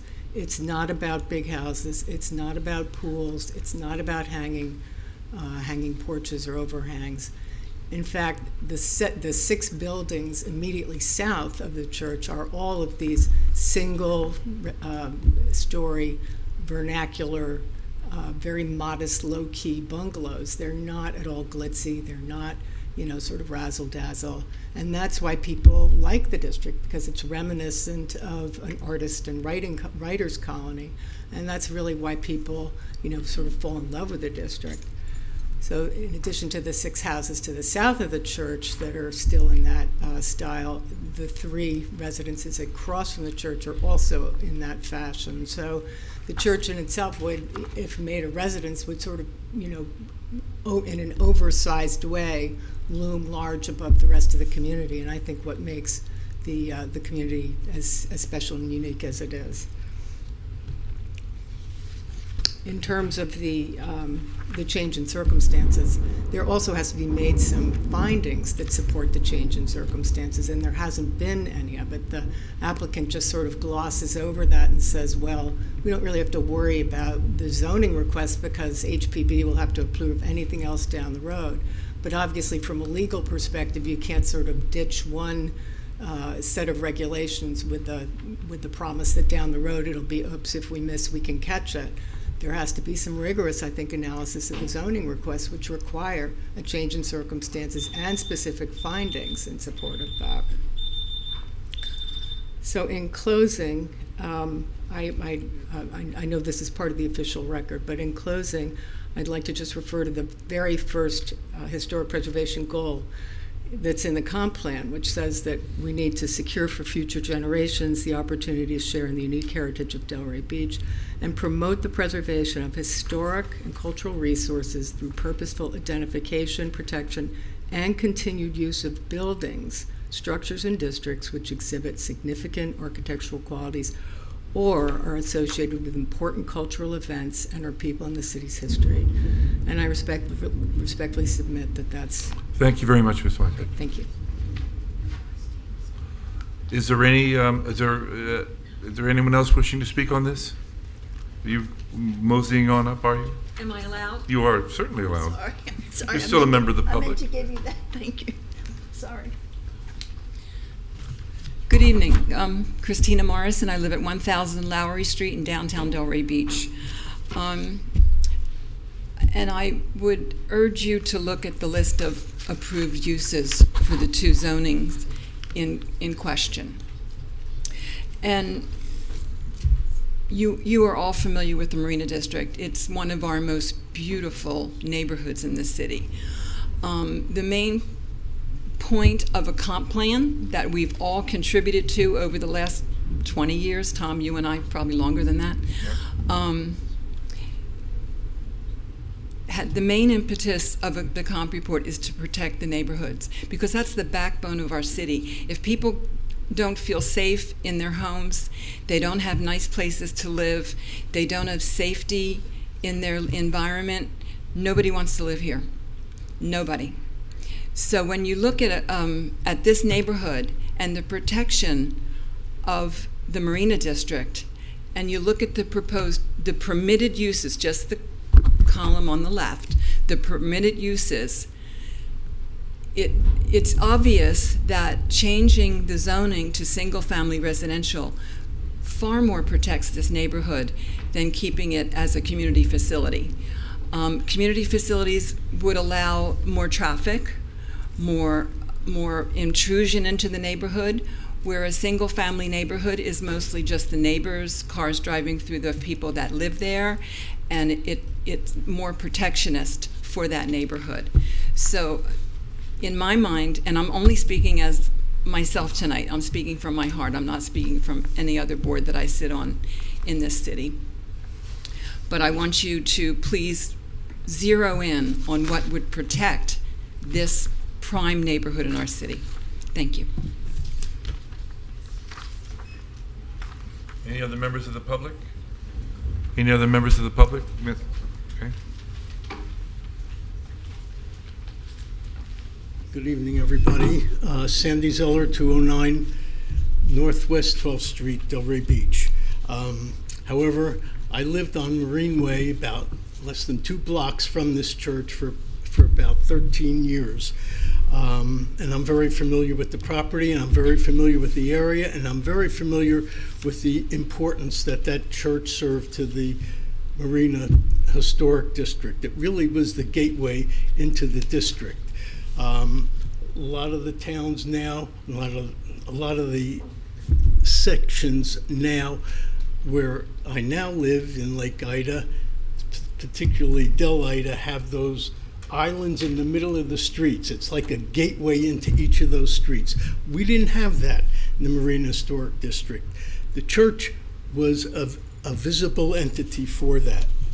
I'm also on the board of the Delray Beach Preservation Trust. The Delray Beach Preservation Trust passed a resolution back before the Planning and Zoning Board heard this matter, and it was unanimously opposed. I'd like to introduce the resolution into the record here. But I do want to point out, as I served with Ms. Morrison, who just left, on the Planning and Zoning Board, I wasn't on the board when this matter was raised. Planning and Zoning Board voted 3-2 in favor of recommending this to the commission. The HPB voted unanimously against recommending it, but I feel like I'm a stickler for details and the regulations. I'm familiar with the comp plan, I'm familiar with the LDRs.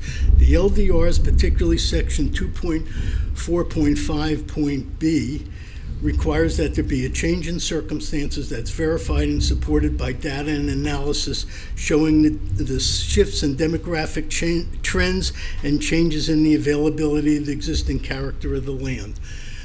There was no testimony by the applicant as to that issue. The reason that there is no testimony is because there is nothing. There's no data to show that. They can't produce it, so they come forward with this privately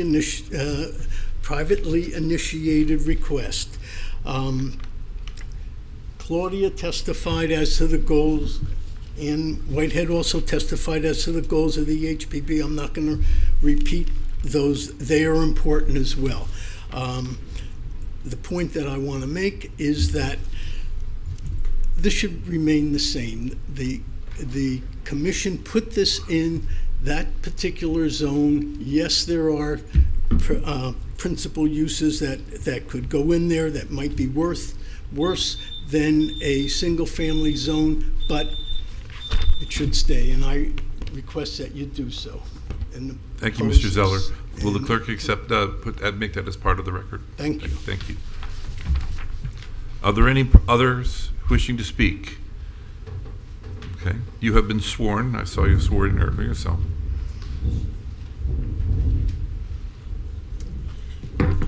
My name is Cheryl Foreman, and I own the church. In 2019, I saw it come on the market, and I fell in love. I couldn't believe it. I was like, I have to have this property. I'd never been inside. I'd only seen it from the outside. I'd known it for years. When I went inside, if any of you have been in, you know how good it feels. And when I fell in love with it, I immediately wanted to know what I could do with it. As you know, as has been mentioned, we've owned several historic properties in Delray. And right now, we currently own one of the Bankers Row homes. And for years, I've restored it and made it more beautiful than it ever was. And that's what I've always wanted to do with historic properties. With this particular property, I didn't know what I could do. I found out it was zoned CF. So initially, looking at what the options were, I thought a museum would be great. And I was thinking of something like an interactive museum, which was kind of cool and new and trendy. I thought it'd be a neat thing in Delray. So I started going that path, and COVID hit. And so I had to stop and think, were people ever going to be inside again? Were they going to be together? Could we make money at this? I'd already started restoring the church and doing repairs, and it's quite costly to do so, but it's what I do. And during that time, during COVID, I started looking at what my other options were. Looking at the different types of residential facilities and assisted and all of that sort of thing, that really wasn't something that I thought I could take on. So I did reach out to an attorney to see about possibly changing zoning then. And at the time, I was told, if you want to go through zoning, it's a nightmare. It could cost you $100,000 to $200,000. It could be 2 years. And at that time, I was like, forget it. I'll try the museum. I don't have that kind of money. We were spending so much money to restore the church as it was. So eventually we opened up as a church, and with some conditional uses, we've been using it also to have events, which has been wonderful. However, it still doesn't cover the expenses of the church. My insurance has tripled. The taxes are expensive. The maintenance on the property is high. And so I came back to the concept of maybe I need to look at the zoning again, because I really didn't want to go down the path of these other uses that are available under community facility. So that's how I ended up here. being in the building, I know exactly what I would do to the interior to make it a livable home. It would be incredible. The exterior really wouldn't have much to change as far as the actual structure. We'd be looking maybe to do a pool area and make the landscaping different. But this isn't something that's so outlandish for what's going on around the country right now. There's thousands of churches every year that go into disuse, and this would be a great way to reuse this church and keep it looking the same. Thank you very much. Thank you. Seeing no more public comment, so public comment is closed. So Do you want to have, do the applicant want to speak? Do you have rebuttals? Is it? only on 8C though. I'm sorry? Only on the rezoning. Yes, only on the rezoning portion. Had to think about that one. Okay. Not the land use portion. Right. So with regard to the, for clarification, with regarding the two lots, as you look at the density, 0.5 times 5 units to the acre comes up to 2 units. So the analysis that was provided was the worst case scenario, which typically you do on land use map amendments.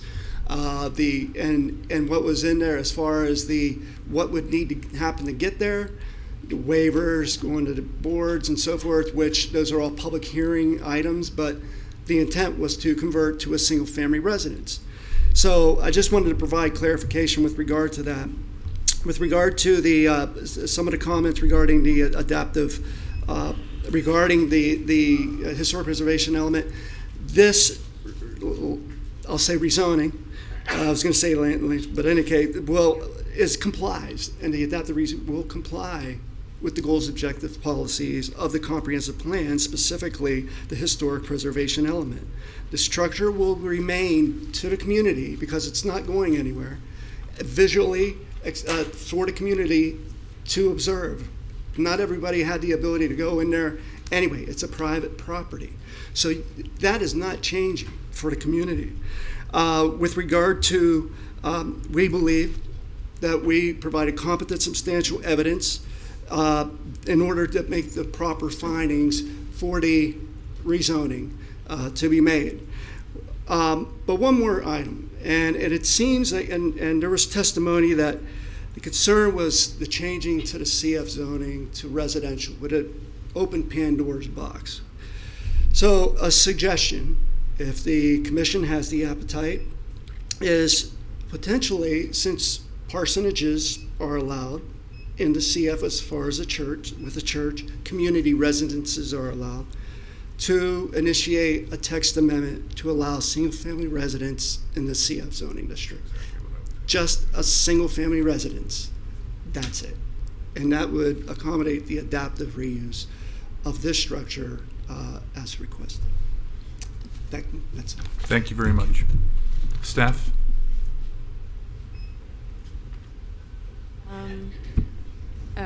Okay. So I think I understand now why it said 2. I think it took me this long to realize there was a density. Sorry. So I think one of the concerns, particularly at the Historic Preservation Board, really was this concept of 2 units, and it didn't occur to me until Jeff explained why his traffic count has that.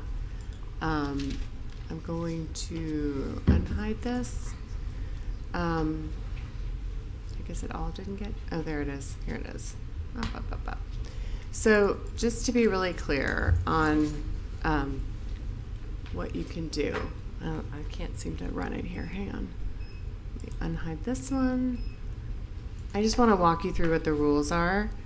So we have a section in our code that says if 2 or more adjoining lots or combination of lots or portions of lots are under the same ownership as of 1994, right, October 18th, 1994, and if the total frontage and area is equal to or greater than that which is required by the zoning, the property may not be developed except in accordance with the minimum frontage and lot requirements. So in this case, this is a property of 3 lots of record. They've been combined well longer than since 1994, right? And if you shift them to R1 AA zoning, which is the bottom one.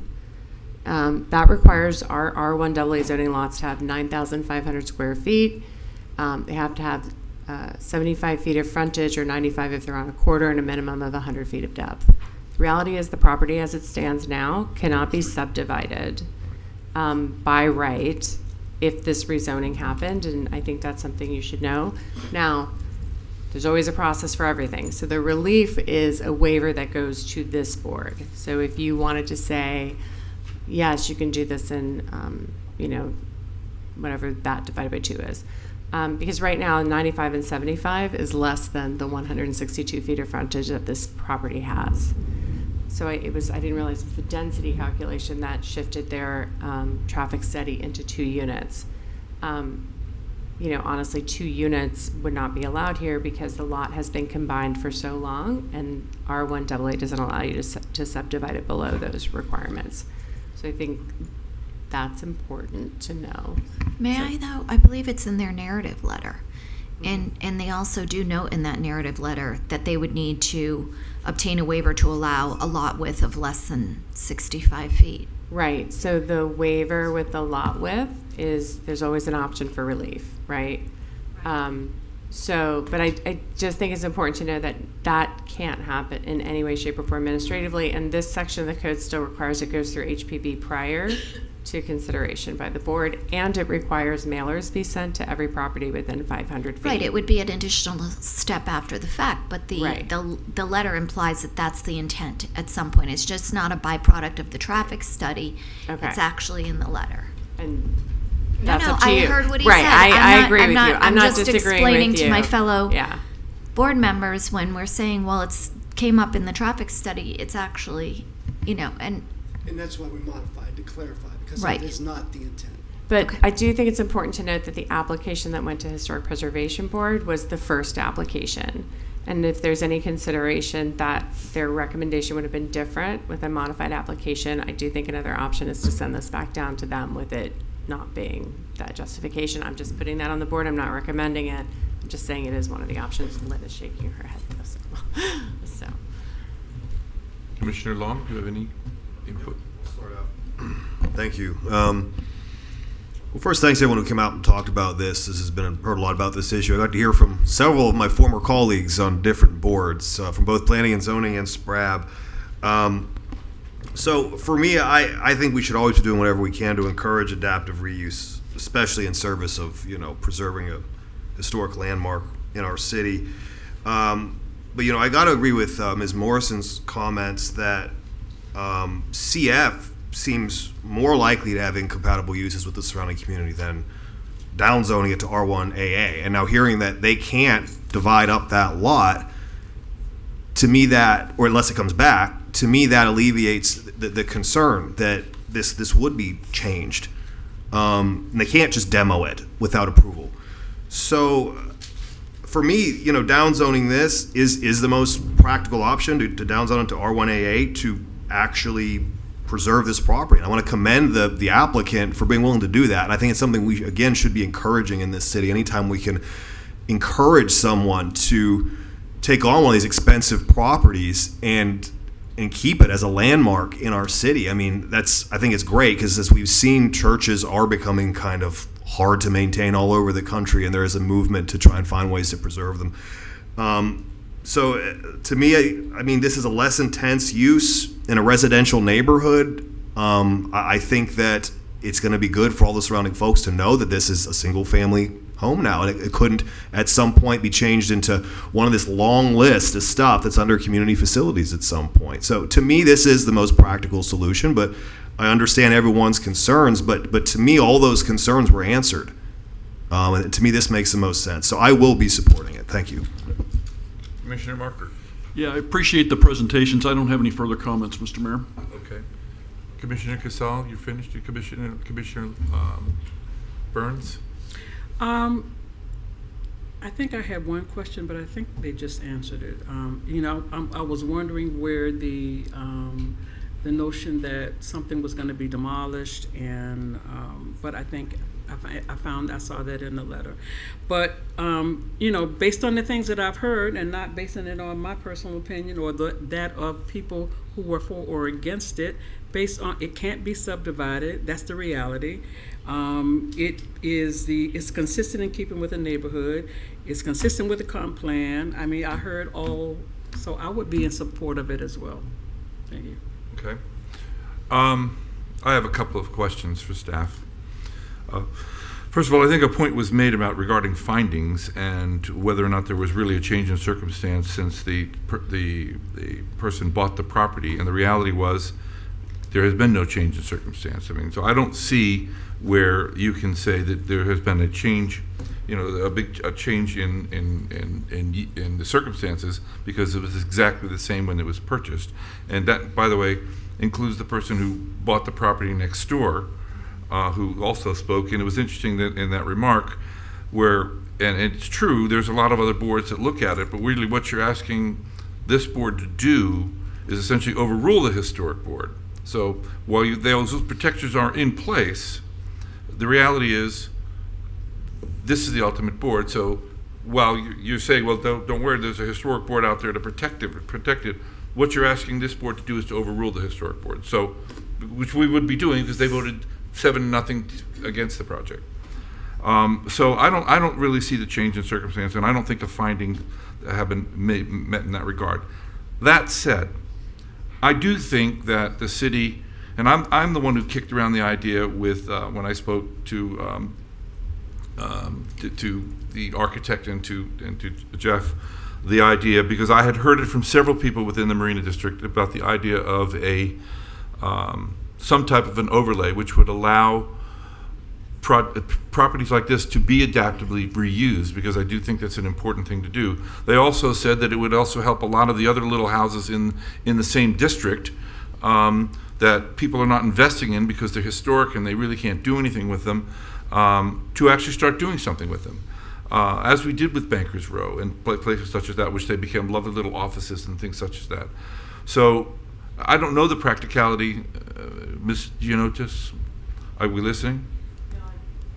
Okay. We're reacting to something we hadn't heard before, so we're trying to figure out what we're going to say to you. Do you want to share it with the class? Is it something we need to know? Or? So, I was trying to figure out where parsonage was actually. So what a parsonage is? Okay, yeah. Well, that's okay. Yeah.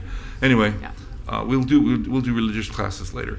But my question to you is that how difficult, I have two questions, because I think that I love the idea of adaptive reuses, and particularly for churches. So why not the suggestion of doing a text amendment to allow churches, because there are going to be more and more of them, and this is not going to be the first example we have in the city, and I hate doing things piecemeal. So why would we not consider a text amendment, which we could do relatively quickly? We know you can do it, Amy. To do a text amendment to allow for some of these adaptive reuses with community facilities.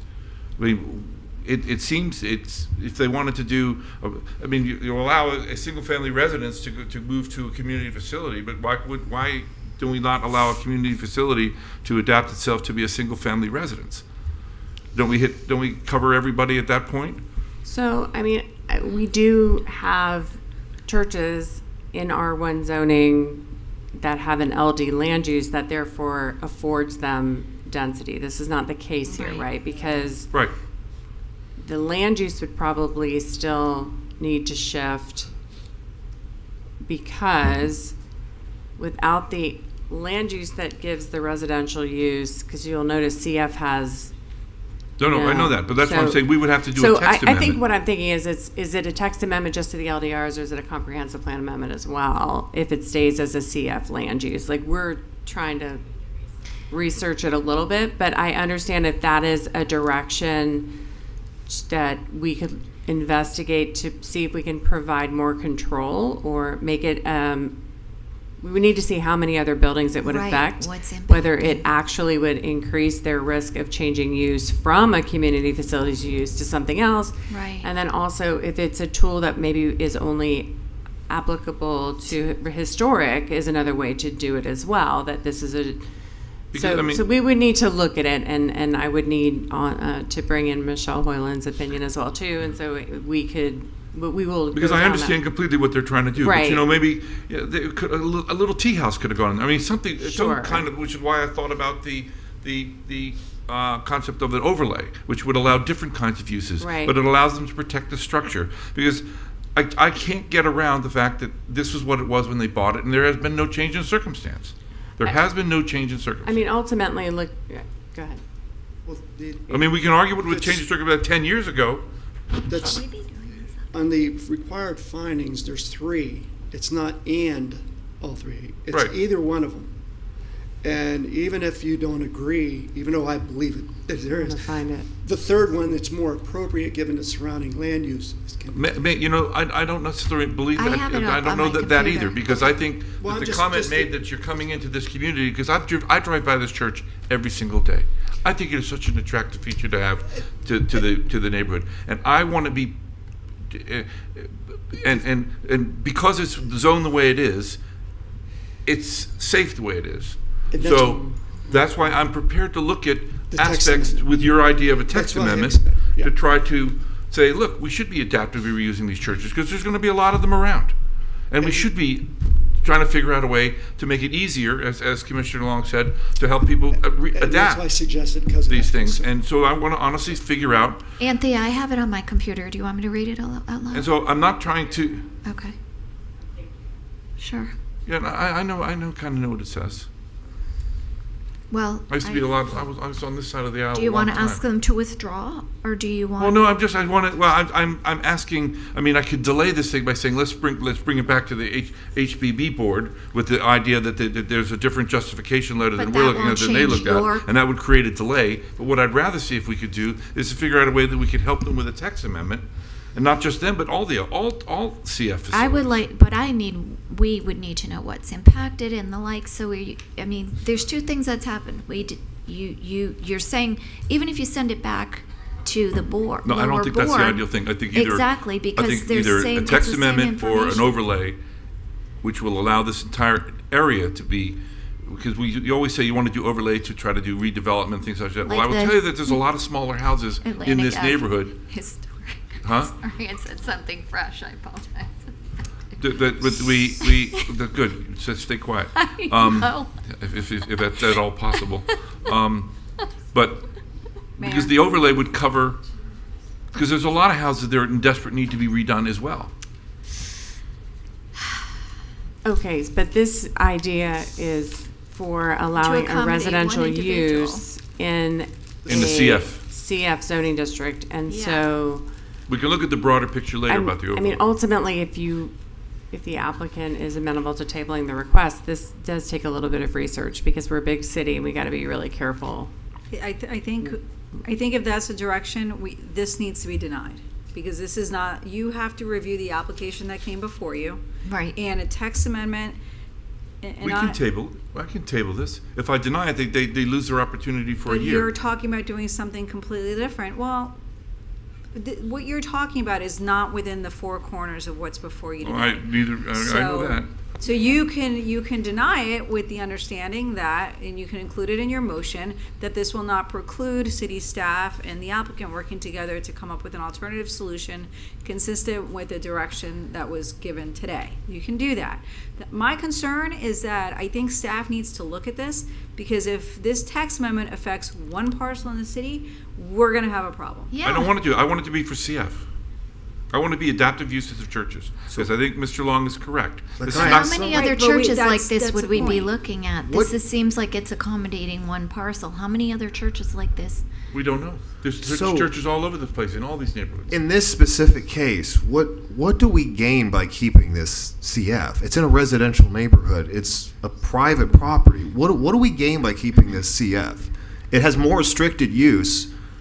As R1AA, they can't do any of the stuff everyone's afraid of. So in this particular, and I'm all for like figuring out ways to make this easier for other people down the road and discussing text amendments, but I feel like we're making this really pedantic and complicated for something that I think is not that complicated. I think once you rezone something, all bets are off. Right here. once you rezone something, because trust me, I've done this kind of once or twice myself. I mean, I sat on the Planning and Zoning Board for 4 years. I get it too. Believe me, I know what the criteria is for rezoning something, and this meets them.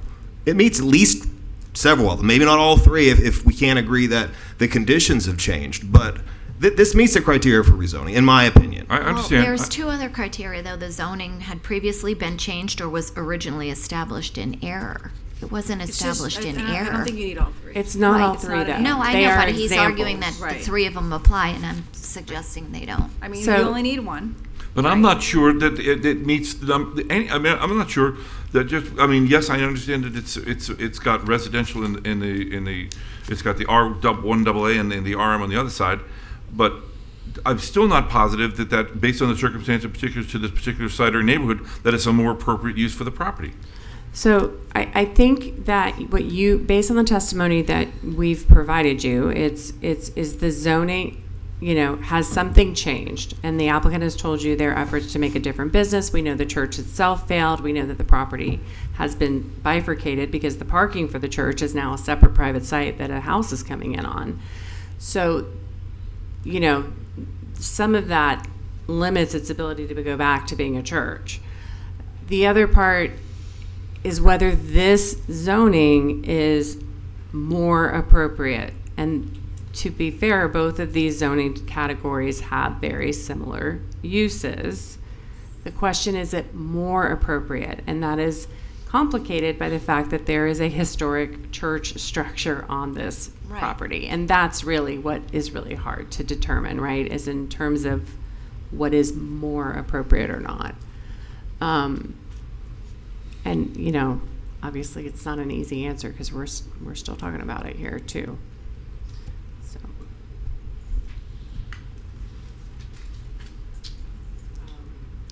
So, are you finished? I think so. I'm honestly, I just didn't consider this idea, and I think that my caution, we would need to research it because I also don't want to inadvertently encourage other church properties to flip into residential because we know how strong the housing market is in Delray Beach. And so now we're somehow encouraging other churches that, may also be struggling with congregations to just sell out and come back as homes. So we need to look at it. How long would it take you guys to research this properly? Years. Months. It would take a long time. It's interesting. It's this is the kind of thing. Amy's nodding. Yes, it's interesting. So it's something that obviously we prioritize our workload based on your direction, and we have an applicant in the mix here as well. So it's certainly it's an analysis either they can bring back. It's their application, but if you want us to not just evaluate their application but actually take on the work. I don't think we'll city staff What about the idea of the overlay?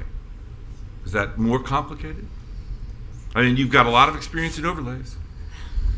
I mean, the historic district itself is technically an overlay. So, I mean, we did what I was saying to her earlier when you were, I think it is like we did make accommodations for some uses like bed and breakfast and things that could happen in historic districts that couldn't necessarily happen in other places. So there's things like that we were also like really quickly trying to like figure out a strategy. Hartman House, you did that with Hartman House. Yeah. So, I mean, we can, what are we in July? Okay, so not August. So despite all of our planning. Why don't we ask the applicant to do the work instead of our city staff? I think. Did you have something you wanted to add there, Jeff? I mean, you I brought. think it seems complicated, but I would work with together staff based on my knowledge and experience. But I think that we can get there. And when I say experience, they have the experience. It's just institutional wise, but but I think our intent is to get it to the point where to alleviate the concerns, but allow the adaptive reuse on the property to residential. However, we can get there. Well, I can call for a vote. or you can make a decision. We have to deny it either way, Mayor. I don't think we have to deny it. We can. Yes, well, we have to deny Because what's it's an here. ordinance, I don't think that you can just table it, because Right. it has to have a new caption, and and I think you can make a motion to deny with the understanding that, we're waiving the 1-year requirement, to wait for rezoning. I think you can say that, because I think the understanding is we're all gonna try to work together to come up with I want to fix something it that, for him. I'm sorry? I want to fix it for him but the entire Marina District. But I think staff needs to look at it, though, because there's always these unintended consequences that, even though right now it sounds like the fair thing to do, we don't want to, and I'm not saying, encourage churches, but you might inadvertently impact other properties. No, without- Anthony and Amy made a good point there, and that's not what we're trying to do with all these.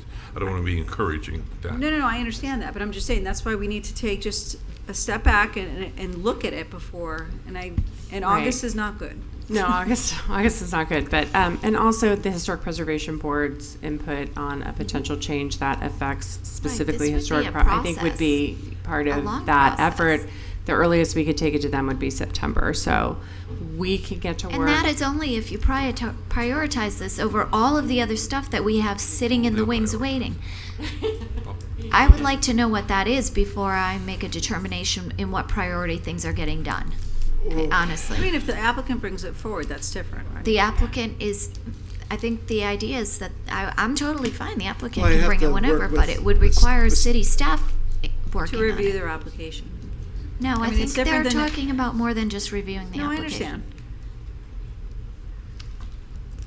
I'm not. So would it be a city initiated and the applicant do the work to come back, no, work it with would be an There's no applicant hybrid like initiated. that. That's a hybrid that doesn't exist. No, you would have to initiate it, but You would Sorry. initiate it, staff would We review will- we it. will- we will- Workshop coming we will back for a encourage workshop. We will encourage a rapid, They don't have to go before a workshop.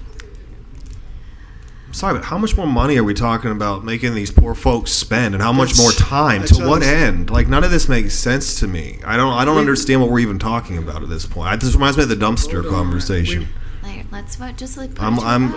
All Can right. we just do a vote here? Let's Right, we would let's make a approve. motion. Motion to deny. Okay, I'm sorry. second. Well, sorry. Wait, you need to excuse be me. I have to do specific. both Sorry? of them Oh, you have to separately.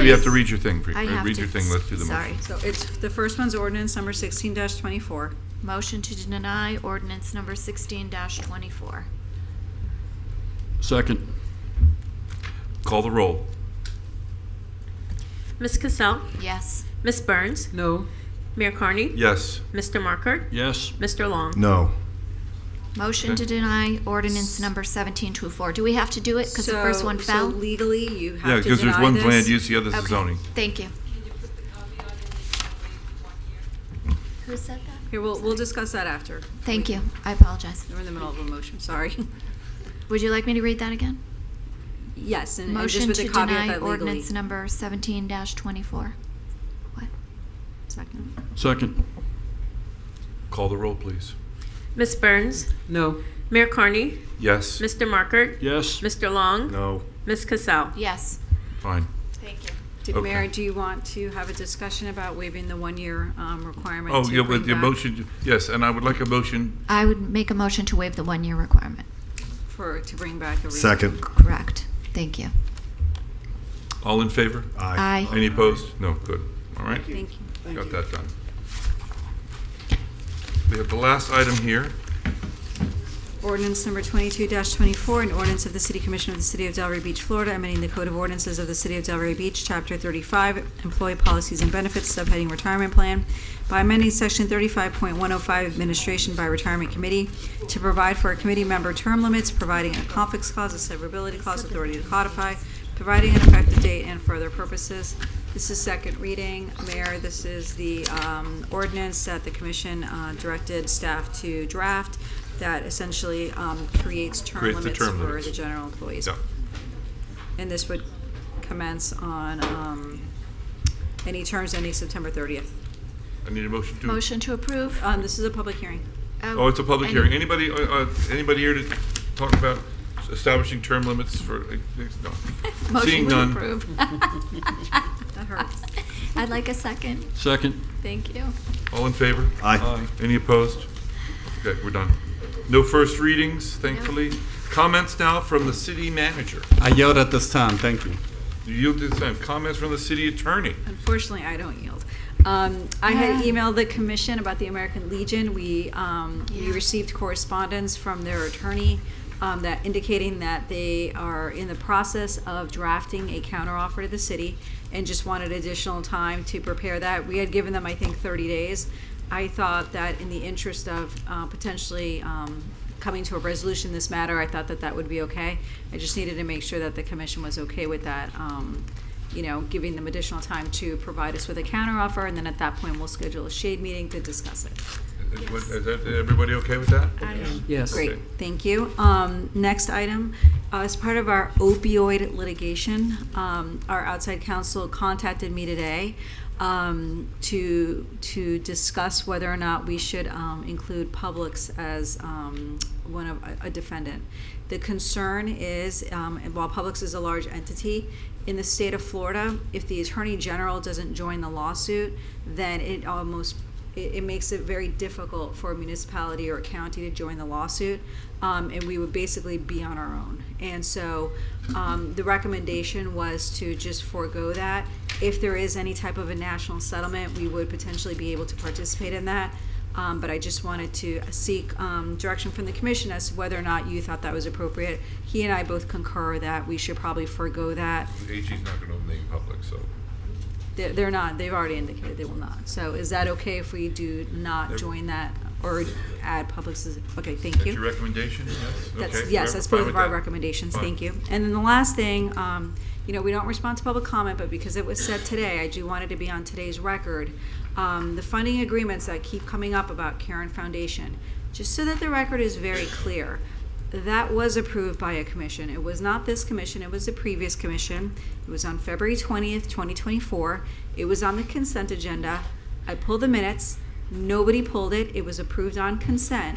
So, and we do have a grant policy. It's, for anybody who is curious about it, it's BF-24. Mr. Moore actually signed the grant policy. So I know this matter keeps coming up. I know we're going to have a very short discussion about it next week, but just so that we're clear, we have fully executed agreements with each of these schools. I actually have received phone calls, and I had to reschedule meetings with the school board's attorney because they're questioning, where this funding is. So, I understand the public concern, but there's also the concern legally, Mayor, that we do have these fully executed agreements with somebody that the city considers to be a partner, even though we may not always see eye to eye. And so I think we just need to be mindful of that, when we decide what to do. So I just wanted to clear up the record and put that on there, and that's it. Everybody fine with that? Okay. Yep. Comments by commissioners. Mr. Long. I apologize. I have a few, but I will sprint through them as quick as I can. Sprint. First thing was the gentleman who spoke, who's partnering with CRON, Mr. Layton, I think, Steve. He'd sent over a draft proclamation as well regarding this educational program that they're doing, and maybe doing a press release with Ronald Dino.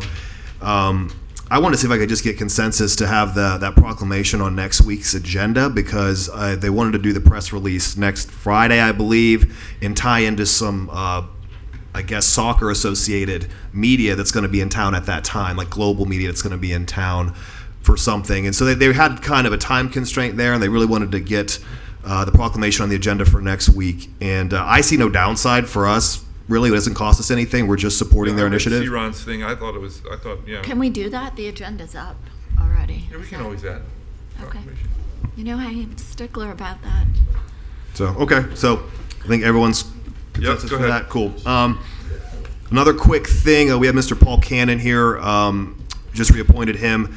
But he brought up the idea regarding the police advisory board about maybe making it like a public service advisory board that included both agencies, and maybe having it go through those agencies directly instead of being under us. I thought it was an interesting concept, maybe worth discussing. I don't know if maybe that's something we wanted to discuss during a later meeting or a workshop or something. I just wanted to at least bring it up since we just reappointed folks to that board tonight. Can we confer with wait, before we do that, should we talk to the police and fire department and see? We will talk to them. We're going to do it right now. We're going to figure out whether it's a good idea or a bad idea. Yeah, we don't see if they're on board for I sure. still think that we should have the commission makes the appointments, but not necessarily, but even though they don't report to us, and maybe we work our way down to whether they do, but I think the idea of joining them and having Yeah. the public service is a great idea. Yeah, I just want to start the conversation, and I'm happy to, figure out how it works And he best. told me today, Rob, he met with Chief Green today. And Okay. and had a really positive conversation. Excellent. And the chief was going to talk to Chief Major about it. Okay. I think there's legs there. I think it's a really good idea. Same. And Paul was going to flush it out so that we'd have something to react to. So, Mr. Moore, if you could put that on on one of our workshop agendas? 'Cause Will do. This won't be a long time, but it'll give us time to talk about it. Meanwhile, we can work with the police and fire to see how we'll put that as a board. Very well, ladies and gentlemen. Thank you. All right, moving on. Okay, so this is the thing that's going to be a little bit controversial, but I got to bring it up. At our last meeting, we had a board appointment to our DDA, Ms. Mavis Benson. Ms. Jelen, when Ms. Benson submitted her application for the DDA, was her lease sufficient to keep her tax qualified during this current term? No. So therefore, in your opinion, was Ms. Benson's application to the DDA valid at the time of her appointment at the last meeting? The term began July 1st, 2024. So, and the lease that was provided ended June 30th. So she would not have been tax qualified as of July 1st. So the answer is no. Okay, thank you. So I bring this up because, as we know, a couple months ago, this commission removed Mr. Burgess for, frankly, the same thing, exactly the same thing. And the commission at the time conceded that Mr. Burgess was in compliance at the time of his removal, but not at the time of his application. So this commission effectively set a precedent that removing a DDA board member with an ineligible application, regardless of whether they're able to achieve compliance sometime after their appointment. So to me, this is the same thing. And I just want to be clear that this is in no way personal. I think Ms. Benson was a great board member on the DDA. I approve the nomination, but fair is fair. We can't have different rules for different people. And I think this highlights a systematic issue with our DDA application process, by the way, which we should talk about at some point, but I obviously don't want to go down that rabbit hole right now. But I think that definitely deserves a follow-up conversation. This has come up like 3 times now in the last few months. But for now, I move to reconsider the approval of Ms. Benson's nomination for the DDA board. I'll second it. No, this is, if we do the reconsider, it comes back. We're not doing it now. It comes up to the next meeting for, how's this work? If We do it now. If we're reconsidering another vote, how's this work? So you would reconsider the vote now, which would essentially, you would have a vote concerning the nomination. Right? Then what would come at the next meeting would be a new appointment if the motion prevails. Gotcha, okay. If I may, she's got a storefront. She's there. There's nothing comparable. He lied. He didn't even have a rent in the district. He provided, false information under penalty of some kind of penalty. It's on our application. There's nothing comparable. The name of the name, to excuse say me, but that the there name, is, I that's looked not at this, accurate. I looked at this. The name on the lease is different than the one that appears in the name they're now proffering. They're saying what they're doing business as Avalon Galleries. There is no fictitious name in the state of Florida, but you have to, if you're a DBA, you got to file a Are you fictitious name. questioning if her business is in that location and she's They said they're paying? doing business as there's no. There's tons of DBAs in the state. Well, then if they're not filing a fictitious name, then they're operating illegally. Ms. Jelen confirmed that at the time of the application, Ms. Benson was not eligible. That is what Rick Burgess was removed for ineligibility at the time of his application, because he was eligible at the time he was removed. So it's the same thing. And it's a precedent that this commission set, and we need to adhere to it. It isn't comparable, Rob. We could argue about this and arm wrestle over it forever. Mr. Burgess, unfortunately, he lied on his application, and then after he lied and we called him out on it, he then went and tried to secure remote locations, which also didn't qualify. He was qualified at the time. He wasn't. He wasn't qualified. Is that true? He wasn't. I think and it's what I told you in the email, it's the sufficiency of what's submitted to you. I think with Mr. Burgess, the address, the location of the business was in the DDA district, but I think He just wasn't in it. There's well, a big it was a difference. virtual office, and so again, No, the first office was 301, and he was not there. At the time that he came before you, for the removal proceeding. The application, the lease, whatever it was in the DDA district. I think and I think it was the mayor who said it was the sufficiency of it, right? He didn't believe that a virtual office should qualify. And that's what I've said all along with these applications, right? You know, as the commission reviews the applications, it's your job to determine the sufficiency of it, you know, whether what appears before you. And I think with the next applicant, that too was a virtual. That one was a license. That wasn't even a lease. So I think what comes before you is you have to make a determination whether or not this is a legally sufficient application. And if you have these concerns, you know, then, you know, you have to do what you think is appropriate. At the time she signed at the time that she submitted her application, do you have the lease there? I can pull it up. Why don't you pull it up? I want to see who the tenant was. So the last meeting was the 18th.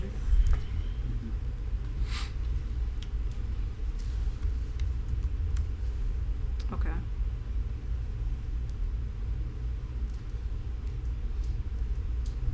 It said Avalon Gallery Inc., did it not?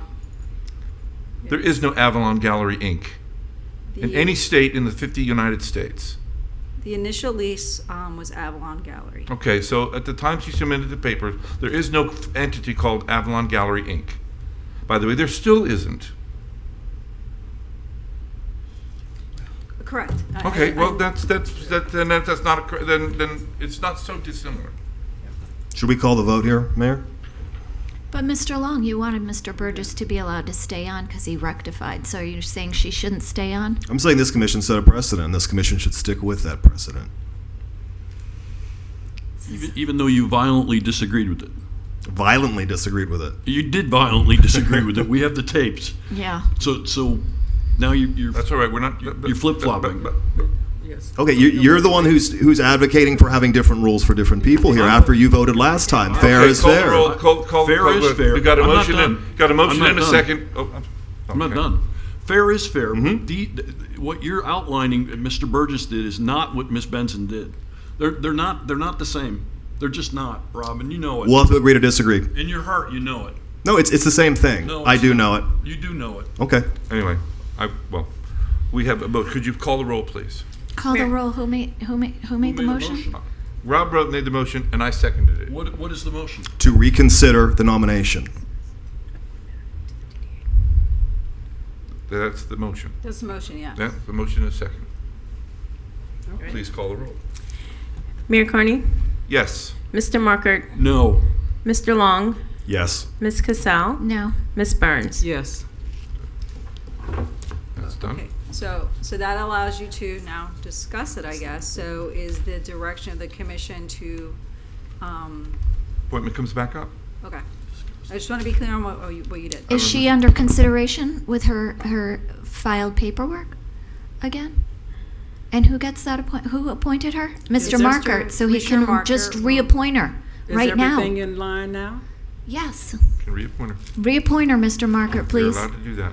Yes, thank you. Okay. Are you finished, Mr. Long?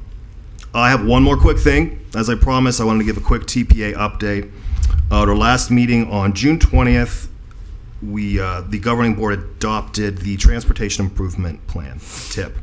The TIP is the 5-year funding program for transportation projects in the county. It was developed in collaboration with FDOT and various local agencies that includes transportation projects funded by federal, state, and local sources for all modes of transportation. It reflects revenue expectations for the next 5 fiscal years and programs and projects by phase, year, and funding source. The grand total of that funding over the next 5 years is estimated to be about $4.3 billion.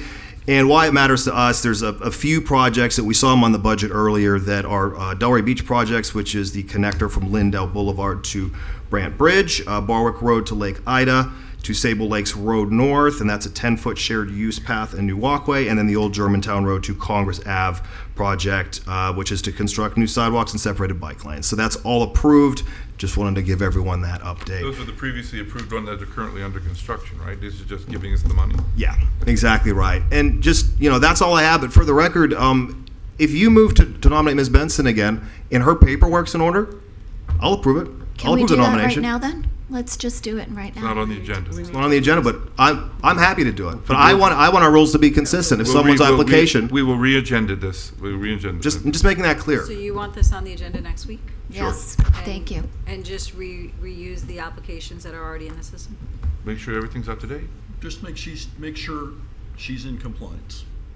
Then Exactly. Rob and I won't arm wrestle. Yeah. You don't want to arm wrestle. Mr. Marker, do you have any comments? Nothing further. Commissioner? I just have, I wanted to have what you did, so you expected me to do her first. That's why I yeah. wanted to put you out of order. Okay, yeah. I want to keep you a little bit, you know. Keep me on my toes. Okay. Just one thing. I received a certificate and points for completion of a class. This is for the Institute for Elected Officials of Palm Beach County, Florida, and so I graduated. Thank you. Congratulations. Congratulations. That is all. Commissioner Casal. Actually, I wasn't going to say anything, but I guess if we're following the rules, we should probably read our rules that apply to us up here, both inside the meetings and outside the meetings with respect to correspondence via email and the like. That's all I'm saying. Have a lovely evening. It's cryptic. It's cryptic, okay. You know what it means. I do? Thank you. I don't, but anyway. Okay. I'd like to put that on the agenda for next week, actually. What Julie just said. I think we should discuss newsletters. I think we should discuss comments that we're making. Yes. There's widespread confusion in the community when one of us writes a newsletter. People think it's reflective of the entire commission's point of view, and it's often not. Right. And our rules say that we should support the Yep. votes after we leave the meeting. Yep. You don't do that. I will say the newsletter was not kind to me, but it was specific, saying it was his own views and not I will So say that. let's just take the cat out of the bag. We're talking about my newsletter, which I've been running for Obviously, we're years talking at my about own your- expense, and it has a disclaimer that says it's my opinion. And it's my turn. Period. My turn. Okay. Well, you can't run on civility and then come sit You're- up here you're and out- attack everybody. You're not one to talk about civility. Out of order, everybody. yes, I can talk You're about all out of order. civility. I'm the chair. I'm speaking. Okay, good. Public Arts Board. I want to propose, if there's a consensus up here, which there should be, I want to propose a change in the Public Arts Board so that the approval of the Public Art Board in and of itself is not something that can gain anyone a building permit. It needs to go through, it should go through SPRAB after that for their approval, but it certainly has got to come to this commission Right. for approval, so that we don't ever run into a situation like we had with Subculture, which, by the way, I would have voted for. So, no, I'm just saying, so, but there was a concern that they got the permit without done, and I want that to be codified, that their actions are subject to. Well, that's in there.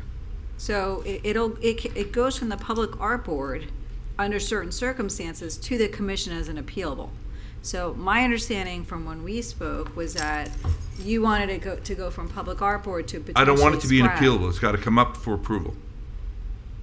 Okay. You know what I'm saying? Because appealable would be only if somebody is disagreeing with it. I think the board that's principally responsible for what a site plan looks like ought to be the one that has a say in it. Because So that they're could be governing all the SPRAB. other stuff in town, Right. painting of buildings, all the other things. To not allow them to have a word on it to me is incorrect. So So, we and they could can have come it- to us as an appeal after that, I don't care, but it needs to go to They could make a some board. recommendation to SPRAB, and then from That's SPRAB, right, to it'll bring it come to, before then you the to an SPRAB appealable. should be reviewing anything that's going to be in the public view. That's my opinion. Is there a I consensus on agree that with you here? on that, 100%. Is there, okay, Yeah. fine.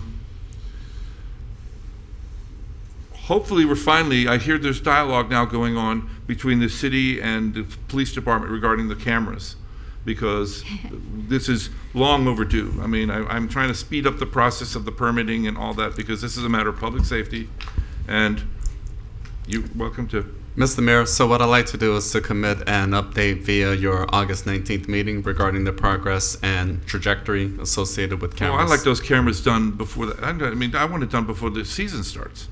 My interest is to offer a comprehensive update utilizing police leadership to help convey where we are and what the process will be going forward, and progress having been made. I think August 19th is too late.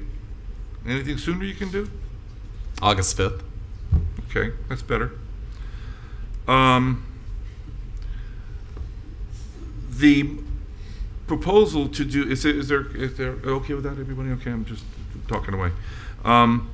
The interlocal agreement that the commission has with the DDA and us, included in that interlocal agreement is that they are going to be responsible for doing the branding and things such as that. I would like to remove that from their interlocal agreement and make that a responsibility of the commission. Apart from the fact we have a branding expert. May I ask a question? I think our staff was heavily involved with that.